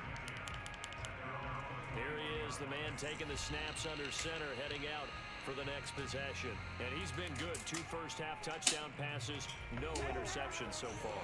Does a lot for your confidence, does a great deal for your team, gives them a lead, and they're feeling really good about how they're playing. I think he expects to throw at least another one. I was going to say, now he wants the first-half trick, doesn't he? Oh, without a doubt. Go ahead and fling him on the field, folks. He wants that type of celebration. Now a throw right Go with it, side, Devontae. taken in Go to with it, start Devontae. this drive. Touchdown, That's right, baby. Eagles. That's right. Swing right back. Smith, 79 yards. And the Eagles add on to their lead. I don't think there's anyone who could possibly doubt how fast he could run on the open field. But if there were, he silenced those thoughts there. And that's the kind of play where you have to kind of catch your breath afterwards. So just give me a second here, because when he shifted into high gear, he was an absolute blur out there. No substitute for speed. We talk about that all the time. The evidence was right there. At his top speed, according to Next Gen Stats, well, really, it's ridiculous, impossible, whatever you want to call it, 22.6 miles per hour.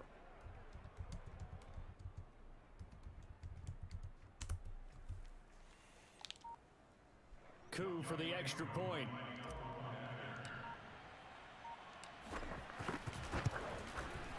And he's been a busy man, 5 for 5 now as he knocks another one through to extend the lead. They certainly made quick work of that, ultra quick work. One of the fastest drives you'll ever see, just one play resulting in the touchdown.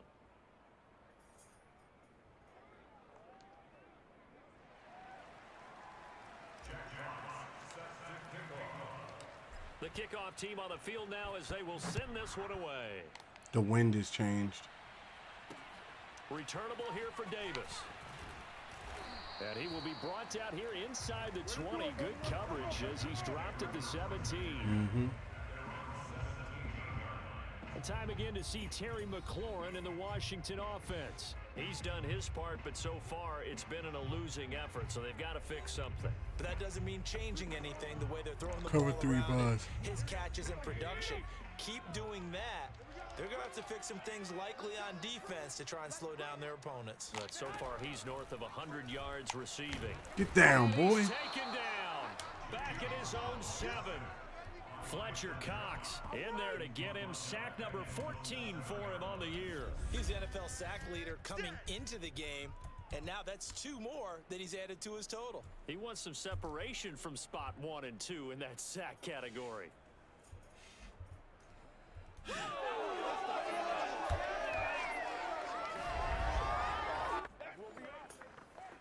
Cover 6. 2nd and 20. He said, time to go night-night. Another try after the first down sack. We'll take that. He rifles one that's intercepted. Picked up by Xavier Howard. That's right. And he's got his guys set up great now. First and goal, and the Pigskin at the 7-yard line. They had him back deep, got the interception, and now they start inside the 10. Partner, forget starting inside the red zone. They're inside the green zone. From the 10-yard line in, a lot of teams call it that because that's the money zone. Get it into the end zone and make your cash.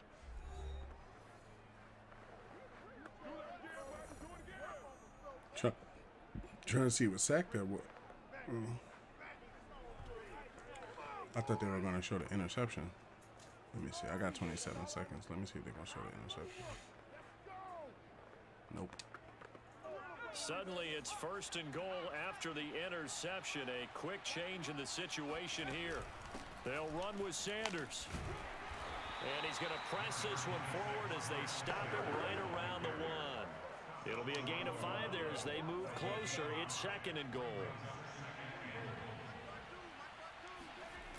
Sanders again. All you got to do is look at Fighting for the end zone. He lost the football. It's out.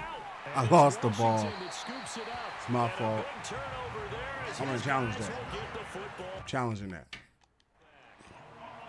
That was my fault. I started celebrating. I started celebrating before I got in. Going to work at the 1-yard line and coughing it up.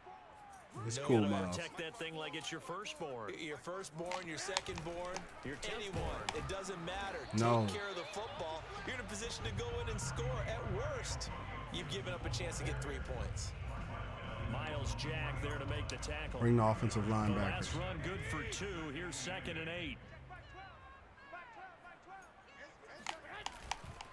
A handoff for Gibson. They'll try to get forward, but he's going to be stopped in his tracks at about the 3.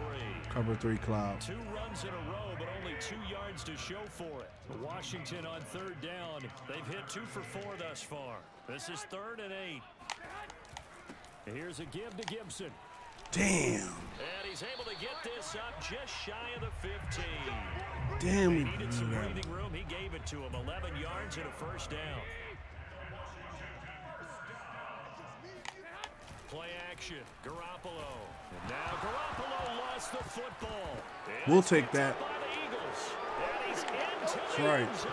It's a fumble return and an Eagle touchdown. Who hit the sack? Howard?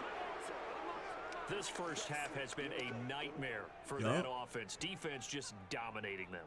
And when you're picking up the ball, picking up their mistakes, and taking it the other way and putting it in the end zone, that's a defense's dream. They're having that type of a game. Everything that can go wrong has gone wrong for this offensive unit. Howard doing the damn Now thing. Younghoe Koo for the extra point.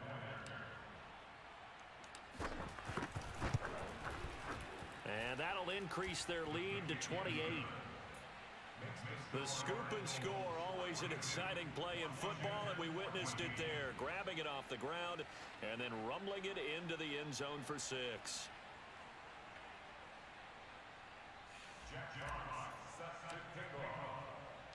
And you can bet they're preaching 2 hands on the ball here as the kick's away following that fumble return. Dang, the wind has really changed our kickoffs. Returnable here for Davis.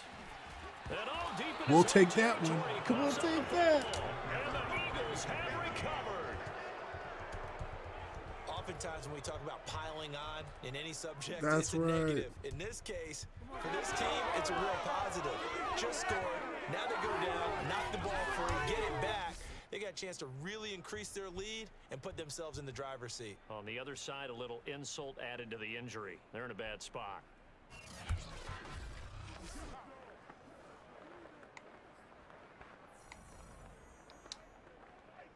So from inside the 20, here's first and 10 at the 18.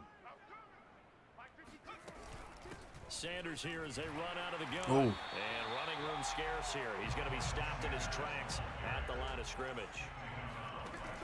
On play action, they'll throw. Flushed out right. And he'll be out of bounds about a half to a full yard shy of the 5. Second quarter action, 1:56 remaining. A chance to really cap off a big first half here as they come up on first and goal. 52's the mic right here over there, right? 52's the mic. Back to throw. Tonyan. Touchdown. Robert Tonyan, his first touchdown on the year. And the Eagles are able to widen their lead here in this first half. Well, I'll say one thing, Charles. You're getting really good practice here in breaking down touchdowns. What did you see there? Well, the same thing I've seen over and over and over in this first half. My scintillating analysis, Brandon, this offense is absolutely taking no prisoners. That's right. Koo now for the point after. Starting to pull away now. And the route is on here in this first half. So they only needed 3 plays on that drive. And it was capped off by an Eagles touchdown.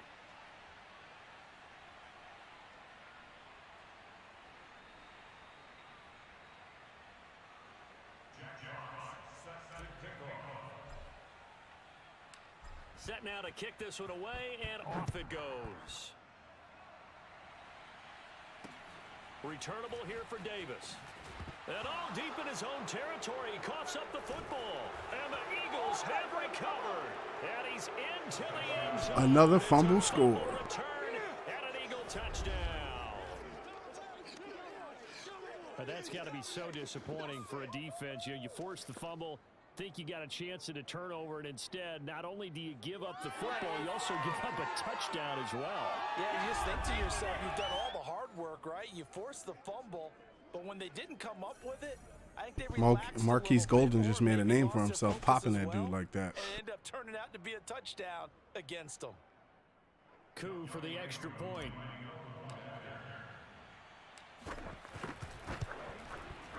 And the route is on here in this first half. So not only the cough up, but then the pickup on the other side, the scoop, and the score the other way. The fumble return for a touchdown.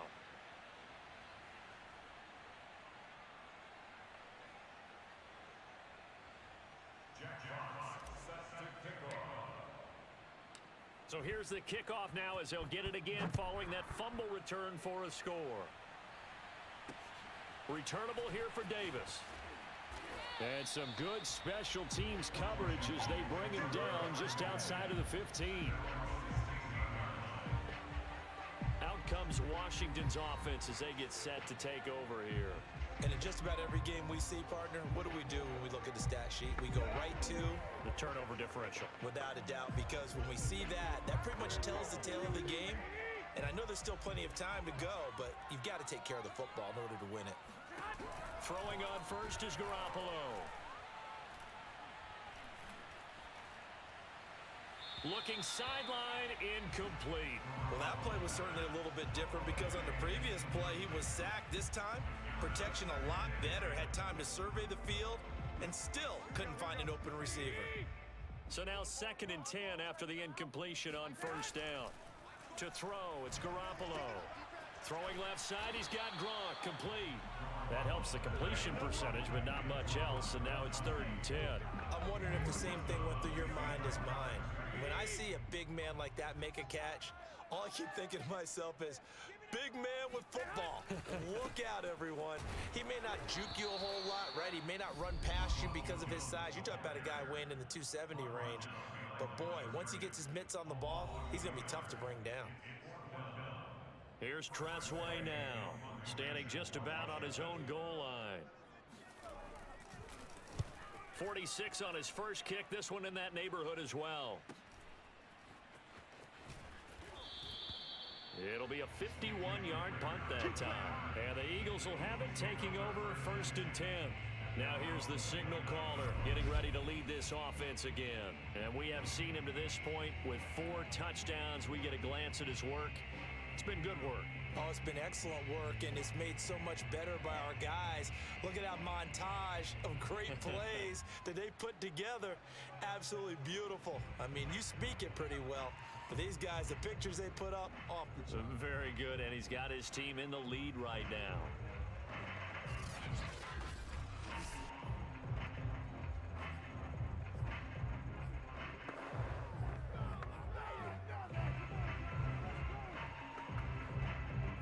The Eagles offense set to begin their next drive. And now consider the lead. The question is, how much is good enough? Are you going for more? And the Washington pressure gets to him. He will go down. And now it looks like they're going to be in the hurry up. Looking to throw. Dancing to his left. All that gets him is just a yard, and now it's third down. Now the Eagles will use the second of their timeouts as the clock shows 50 seconds to play here in half number 1.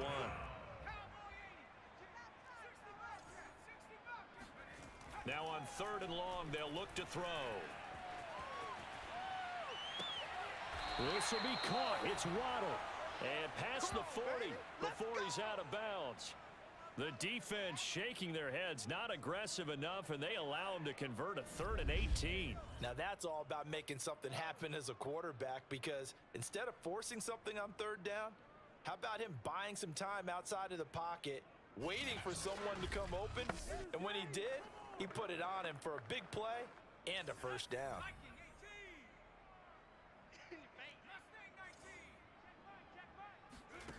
Back to throw now on first down. Eluding the pressure right.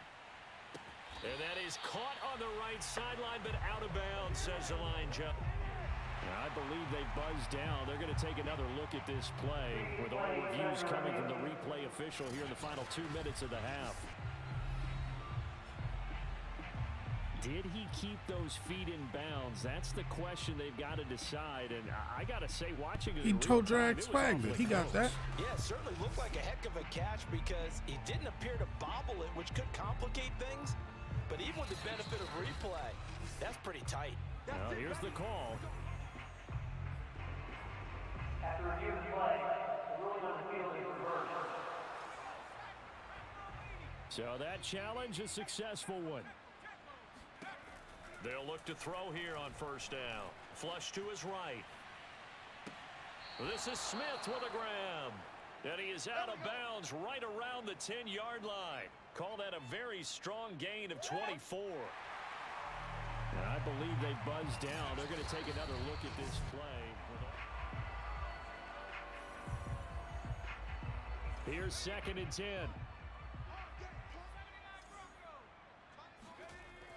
They'll stick with the passing game as he looks to throw. Being chased out left. And it's complete right back in the hands of Smith. And they're going to have another first down here as the tackle's made at Washington's 12-yard line. Again, he'll drop to throw. Escaping the pressure right. Well, it's a shuffle pass, and it's complete. So we've reached halftime here. I was trying to slide to get the field goal, but that's cool. As we'll send you down the coast now to Orlando. That's where we find Jonathan Coachman, ready Coach. with our EA Sports Halftime Report. Coach. Okay, all right, Brandon. Thank you very much. Hi again, everyone. Let's get you caught up with what's going on around the NFL as we are officially into the second half of the season. We'll begin up north at MetLife Stadium over in New Jersey. And that one closing in on halftime with the Cowboys out on top. Big Zeke, Ezekiel Elliott, 2 touchdown runs. From there, we head over to Detroit. Check on the Lions at home, Ford Field. And they trail that one over the visiting Green Bay Packers. Devontae Adams, 2 touchdown catches on the afternoon. Finally, we head to the shores of Lake Erie. See what's going on with the Cleveland Browns. And they have the lead over the visiting Steelers as that game has gone to halftime. The Browns locked in a tight one, but this is a game you feel they've got to have.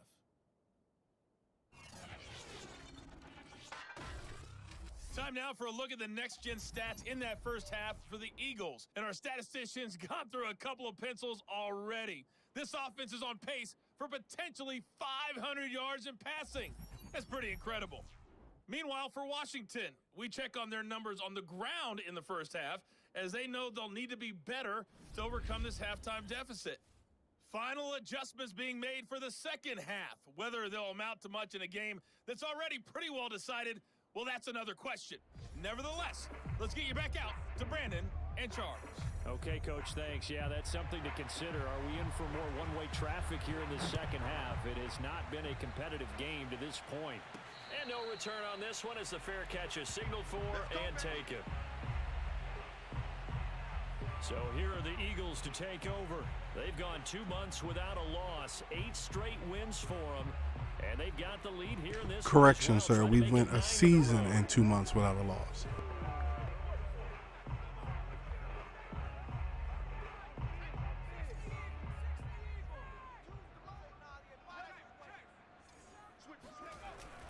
Second half will start with a run by Sanders.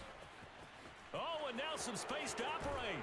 He'll take this to the other side of midfield before going out of bounds. 108 yards rushing for him so far as his terrific season continues here. Got to give a nod of appreciation to some of those guys up front over on that left side. Several key blocks sprung him. No appreciation for the guys from the backside that didn't allow any leakage, anybody could run him down from the backside. They're at the kids' table. Okay, so front side guys good, Yeah. backside guys, Meh. that's what you're supposed to do? I've had better. Okay, either way, worked out quite well, didn't it? A nice sizable gain. So 1st and 10, and if they score on this drive, might have to start digging in our second half blowout material. Now a carry for Sanders. Room here to run. And they'll wind up getting this one all the way down inside the 20. Boy, a pair of big plays here. This one going for 29. Well, you certainly have to give a little credit here because they're playing this game now at their pace. This is ball control football, sustained runs, taking their time and making it work. So from the 17 now, here's a 1st and 10. They'll run with Sanders. And brought down, but not before they get it inside the 10 to the 7. 11 more on that one, and another 1st down. A lot to praise on this drive, obviously. I know you're seeing what I'm seeing. Those guys up front, they're getting it done. Doesn't matter what play is called. They are handling their business at the line of scrimmage and dominating right now on this drive. So 3 plays, already 1st and goal, and they are wasting little time. Shotgun snap, and then the give to Sanders. And a penalty flag down as he gets only about a yard. And let's listen in on the call.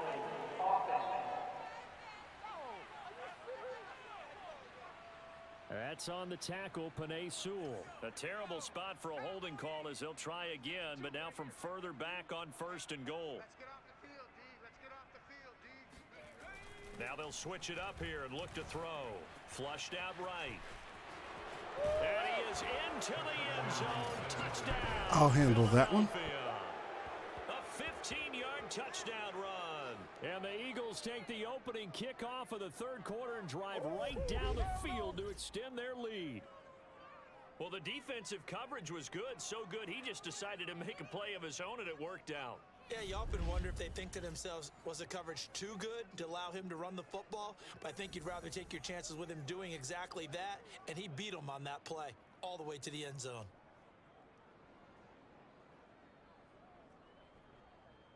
Now Younghoe Koo for the extra point.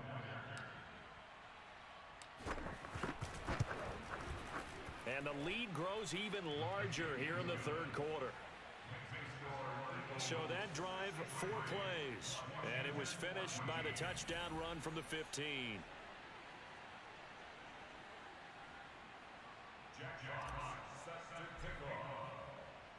The kickoff unit is out on the field, and they will send this one away. Returnable here for Davis. And all deep in his own territory, he coughs up the football. We'll take that one back again.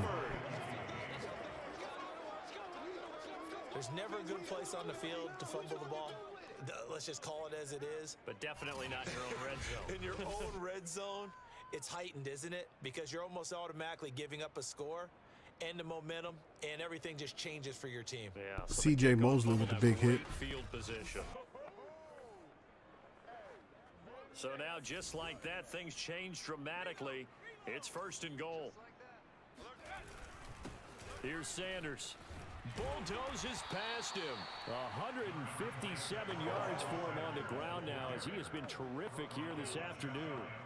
That's a really nice job by them picking up the run blitz and detecting it and blocking it and turning it into a nice run.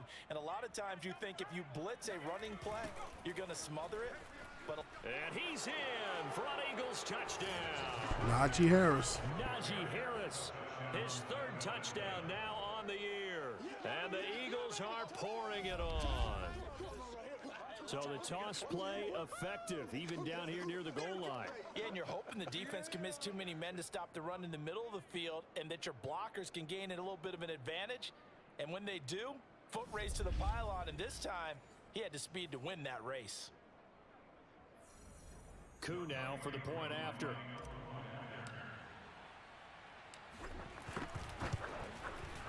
And the lead grows even larger here in the third quarter.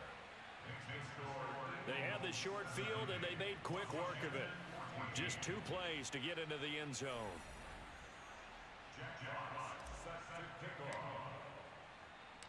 Out is the kickoff unit as they run up and send this one away. Returnable here for Davis. And he had no room to run as he's tackled down inside the 20. Jimmy Garoppolo and his offense heading back on the field. And I guess the question, Charles, is what's the formula for keeping him better protected? Because as we see, the protection, it struggled. And normally what you get is renewed determination. When the big guy gets hit, that usually sparks people. Hey, we can't let this happen anymore. They take it personally. He's not supposed to be on the ground, but that hasn't been the case so far in this game. So maybe they've got to figure out how do they get rid of the ball faster to help out the offensive line so he doesn't get hit as much. And we'll see if they can keep him off the ground now going forward. Officially no gain on the play, and it's second down.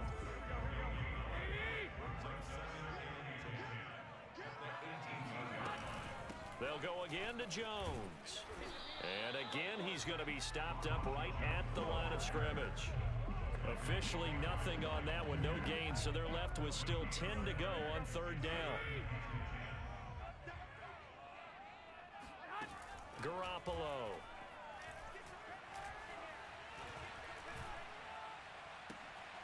He completes this one to Terry McLaurin. And he's going to be out of bounds right at midfield. A big gain of 31 on third down.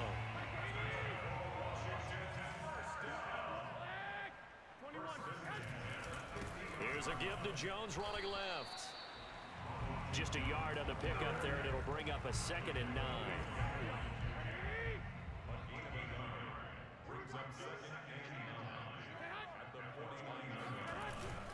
Here's Jones again on second down.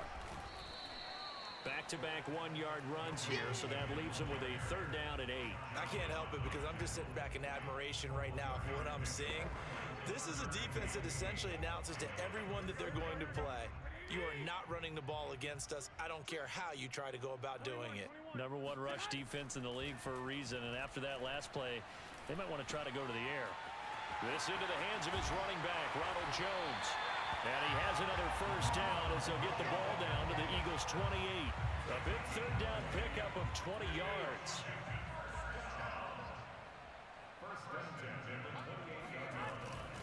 Now a first down carry by Jones. Fletcher Cox there for the tackle. Well, sometimes you just have to give credit to the defense. Great job there at the point of attack, holding up. They won their battles at the line of scrimmage, left him no space to try and run. A really nice job swarming to the ball carrier. Still 9 remaining on second down. Switch up, switch up. Mike 12, Mike 12. Again, it's Jones. And he's going to take this close to the first down marker as he stopped at the Eagles' 21.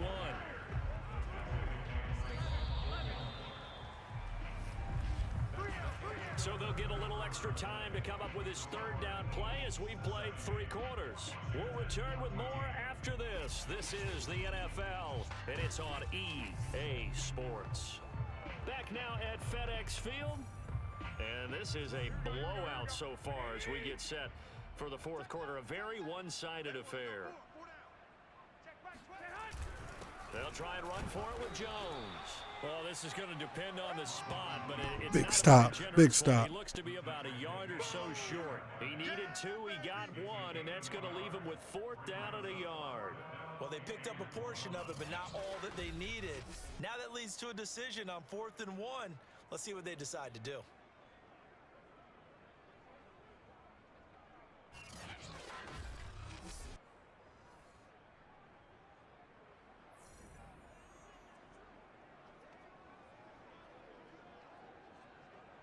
All right, they're going to try and keep hope alive here on 4th down. They're going for it.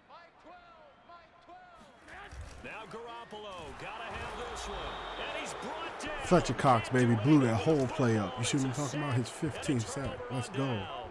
Mike Zimmer gotta be unhappy with how that turned out. And this 10-play drive winds up yielding nothing.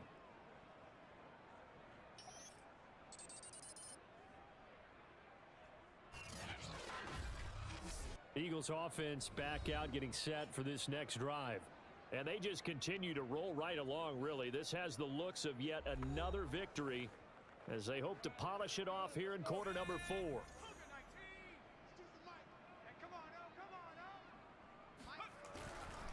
They start on the ground here at Sanders. And he's going to get about 7 yards on that one, up to around the 33. A good run, got 7 on first. Here's 2nd and 3. Another run with Sanders. They'll get 3 as the drive continues. It's oh no, Jordan Mailata's down. Now we'll get a stoppage here as it appears we've got an Eagle slow to get up. Well, he gets attended to. We'll step aside. Oh, he's going in the back with his wrist.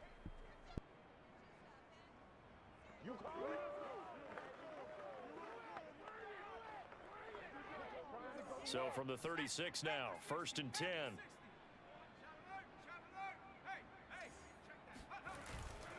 Now a give, running left is Harris. Runs through the contact. And they're going to have this across midfield and inside the 45. Damn, and now the person that came in for him, Andre Dillard, is down. Slow to get up. While the trainers take a look, we'll step aside. Damn, he's going to the back too.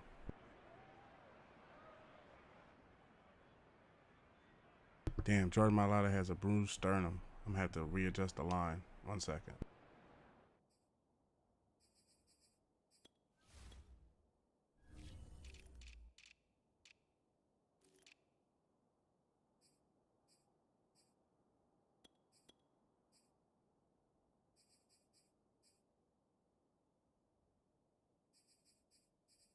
That's what I'm talking about. Landon Dickerson has worked himself up to being an 80. He's ready to step in and get the game going.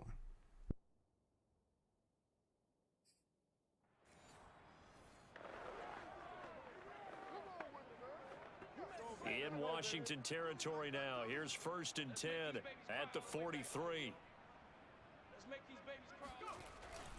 They'll run with Harris. And they're going to stop him right at the line of scrimmage. Just no cutback lane to be found whatsoever. 2nd and 10. Off the play fake, he'll look to throw. And his throw is incomplete. Certainly looked like someone was very confident in his ability.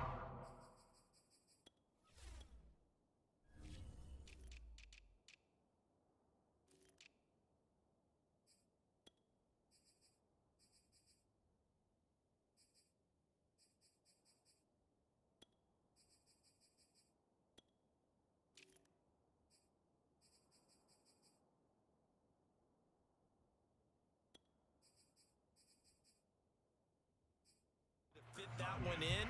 I would say he was overconfident because there wasn't a whole lot of separation there. Had that one covered pretty well downfield and knocked it away. Mike 55, Mike 55. Hey, eat. Hey, we have you. Here's a play fake as they set up to throw. Eluding the pressure right. He's got the first down here inside the 30. And this turns into a nice gain with a slide at the end. 23 yards on the tuck and run.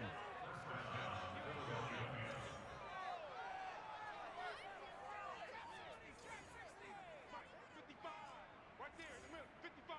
Hey, check. Mike, 55. Check, 55, Mike. Let's get the ball. Inside the red zone here. They'll look to throw. Rolling to his right. To the goal line, but It's incomplete. I know he was trying to get the completion downfield, but the way this game has gone, with a few of the runs he's made along the way, he should have kept the ball and taken it with his feet downfield. That's the big play that shreds a defense. Instead, he thought to himself, I'm a quarterback. I've got to throw it. He bailed out the defense with that incompletion. And 2nd and 10, he'll look to throw again. Toward the end zone, but that's going to wind up incomplete. That was a touchdown if he could have hung on. Instead, it was a well-timed collision to jar that one free. On 3rd down, they turn to Sanders. And he is not going to get to the marker as they stop him short at the 14. It's a 6-yard gain, and it leaves him looking at a 4th down. Frustrating for a defense, energizing for an offense. Finding a way to create that type of yardage in your running game, that'll make the guys carrying the ball very, very happy. And his kick is good. And they're well on their way now as the lead grows even larger. So he's been automatic to this point of the season, and he connects on the field goal there. And what a luxury it is to have a kicker you can depend upon, partner, because he hasn't missed all year long. Converts on that one as well. And kudos to you. You didn't jinx him. And this will not be returnable. It's out of the back of the end zone for a touchback. Out there set and ready for this next drive, the Washington offense. Well, I think that the folks here had hoped that maybe this home atmosphere would carry their guys to a surprise victory, but it does not appear that that's going to be the case. There's too much to handle on the other side in this one. Give him 9 there on the 1st down completion. He's been quiet today in the passing game, just his 2nd catch. Yeah, and people have to come up with schemes to limit him, and what a lot of teams do, they'll double him, use a linebacker underneath, a safety over the top. Sometimes they'll just take a corner, maybe their 3rd corner if he's a bigger guy, and put him on a man-to-man to try and limit his touches. Just keep mixing it up, give him different angles, different looks, like a good boxer does. Garoppolo now, 1st down throw. Slings this deep from McLaurin.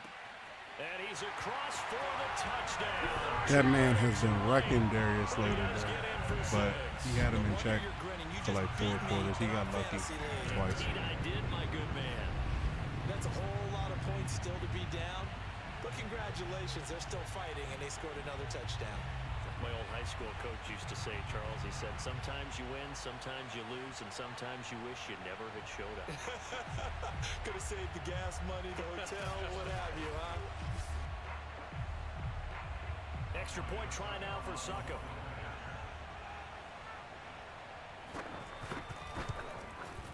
And they make the score a little bit more respectable here in our final quarter of play.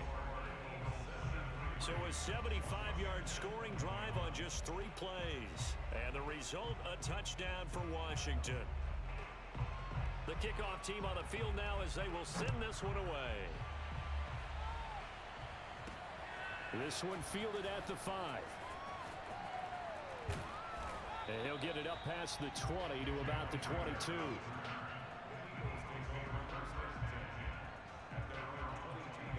Philadelphia getting set to take the field.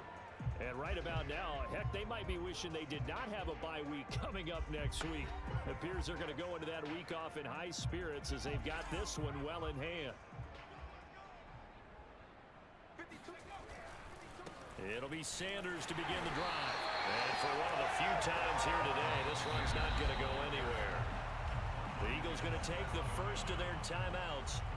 It's just their first. They'll be down to 2 remaining as we step aside here in the 4th quarter. Officially nothing on that last run. They'll try again 2nd and 10. Another run here with Sanders. And he'll get about 3 as he takes this up near the 25. No, now Devontae Smith is Not down. sure exactly what happened, but he's still down. While the training staff takes a peek, we'll take a break. Oh, he's jogging to the back.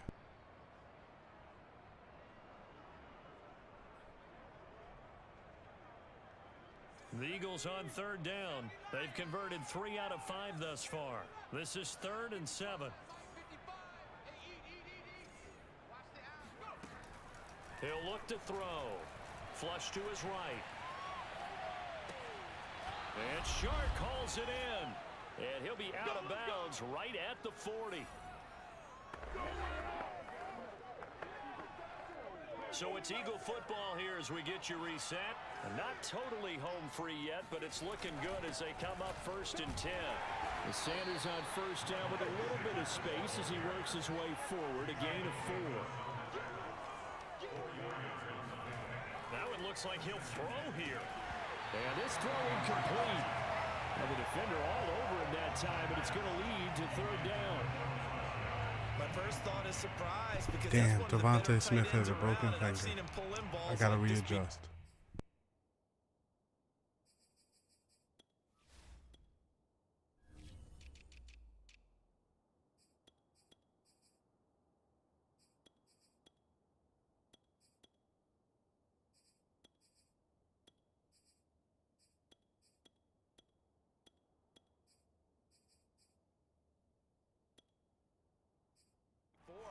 But how about a little credit to the defense forcing that incompletion? So after the 2nd down incompletion, they'll come up now against a 3rd and 6. He'll look to throw. Escaping the pressure right. Got a man, it's Waddle complete. And they'll wind up getting this one all the way down inside the 20. And this isn't what they want to see. Rivers, their captain, still down. We'll check on his status when we get back.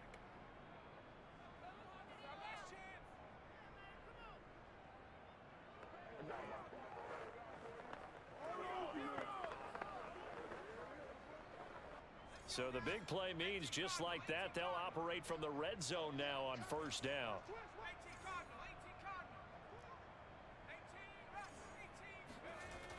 Back to throw here. Flushed out right. And give him another 6. It's caught for a Had to touchdown. fit that one in. And the DJ blowout Chark Jr. continues. And for them, this train, it just keeps rolling, doesn't it? Well on their way to yet another victory. Yeah, it's almost a runaway, isn't it? And you just wonder how anyone could stop this. They got full momentum going, full confidence going. But it's not just their own confidence that is leading them. And now it appears that the referee's been buzzed, and Let's we'll see get if a he was in. review. And this being inside 2 minutes of play, everything coming from up above. They're taking a peek at whether or not those feet were in bounds, and obviously a big call I feel like here in they the were. end zone. And not just the feet. How about the hands? How's the ball possessed while the feet are hopefully getting down in bounds? That's what they're trying to look They at counted to it. see if it all comes together. After review of the play, the ruling on the field standing. So they called it a touchdown originally, and this will stay a touchdown after the video review, so they had it right. Extra point by Koo, up and good. And that will extend this big lead. So that drives 7 plays in length. The result, Philadelphia in the end zone.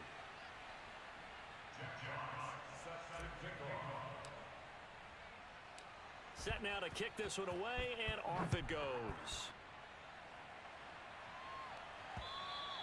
And they will not get a chance to return this one as it's through the end zone for a touchback. The Washington offense at the line and ready to roll. And just looking ahead, it would appear that that bye week is coming at the right time. They'll have 2 weeks to chew on this one, though probably not one that they want to chew on. A poor performance from start to finish. Now he's got this almost to the 40 before going out. First play of the drive going for 14 and also going for a first down. A shotgun snap for Garoppolo. And now Garoppolo lost the football, and the Eagles have recovered. Another fumble recovery. And with that kind of a deficit, you can't afford to make any kind of mistakes. But it's been pretty symptomatic of what we've seen all game with them, isn't it? Down this big in the fourth quarter. Yeah, you'd say an afternoon to forget, absolutely. Here's the Philadelphia offensive unit now as they head out to take over possession. And this one has gone pretty well to form. They've come in, had little problem thus far, and now they'll try to polish things off in the fourth.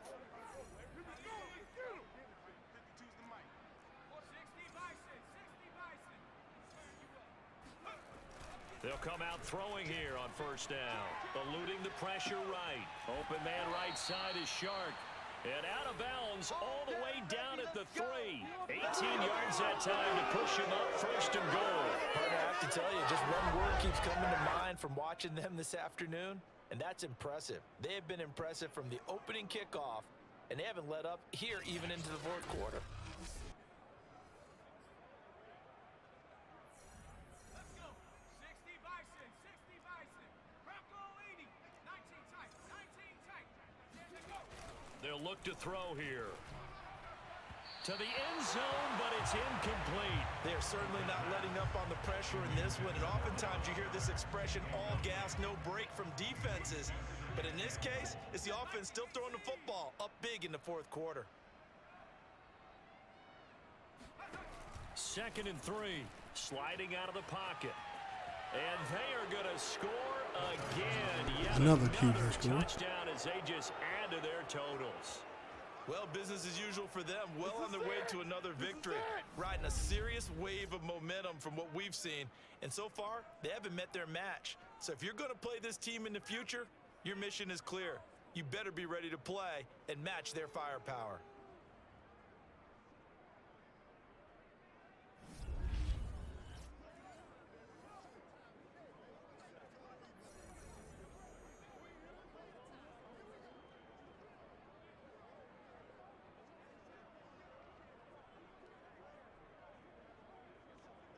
Coup for the extra point.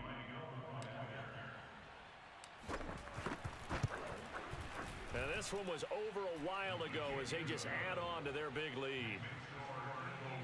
The drive there only spanning 3 plays. And it ends with a 3-yard scoring run. I have 600 total yard offense. That's crazy. The kickoff unit is out on the field, and they will send this one away. And this will be a touchback as that sails over the end line. Another drive coming up for this Washington offense. We certainly had a sense coming in here that these guys were in for a tough one on the road. That has been how this ball game has played out. They trail big as we continue on now here in this fourth quarter. Here's Garoppolo on 1st and 10. And his throw here's incomplete. This has been a rough one, to put it mildly, for him. And after this one's done, you just feel like at the post-game press conference, this team's going to have a lot of questions and definitely not a lot of answers. Now Garoppolo is in trouble, and down Cox he goes. with another Fletcher sack. Cox in there to bring him down, and that is sack number 17 now on the season. That right now, that's a defeated team out there. I think you can see it totally in their body language. Hands on hips, heads low. It's just been a struggle from the start. Yeah, this team has been thoroughly beaten right from the word go. So the sack of Garoppolo, and now what can they come up with on 3rd and long? Garoppolo looks to throw. And this is caught. It's Brown. They wind up getting 16, but even that's not quite enough. It's 4th down.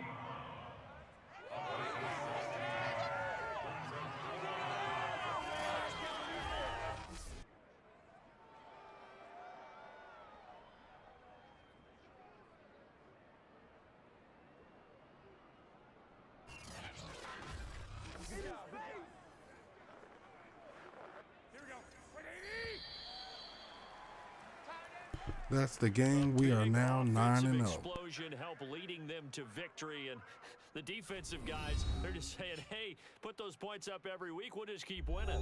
They will gratefully accept them, won't they? It makes their job that much easier when they're scoring that many points, allows them to play with a totally different style and a different flow. So for Philadelphia, the train just keeps rolling. 9-0 now to start this campaign. And they'll be able to enjoy this one through the bye week before they get back at it again. Meanwhile, for Washington, their season is on life support somewhat now at 3-6. And they're going to get an extra week to stew over this as they're not back in action until week 11.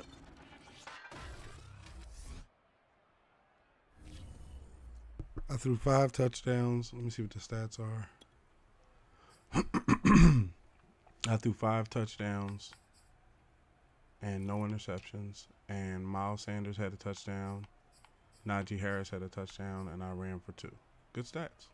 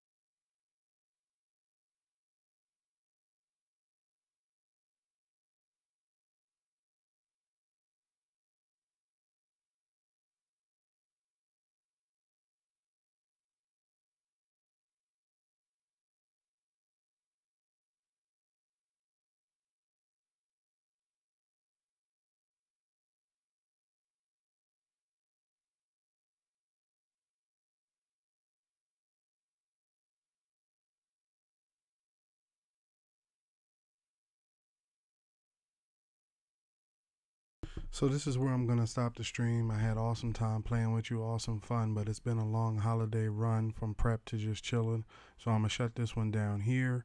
9 times out of 10, there might be a stream tomorrow. Check social media. If not, I will be back shortly. I can't wait to play stream again, and I am going to be downloading some more sports titles to add to our lineup. So thanks for tuning in today. Thanks for watching back on playback. Make sure to drop a like, subscribe, set alerts so you're fully notified when I go live. Thank you for being here. Have a happy Thanksgiving and enjoy the rest of your day. Peace.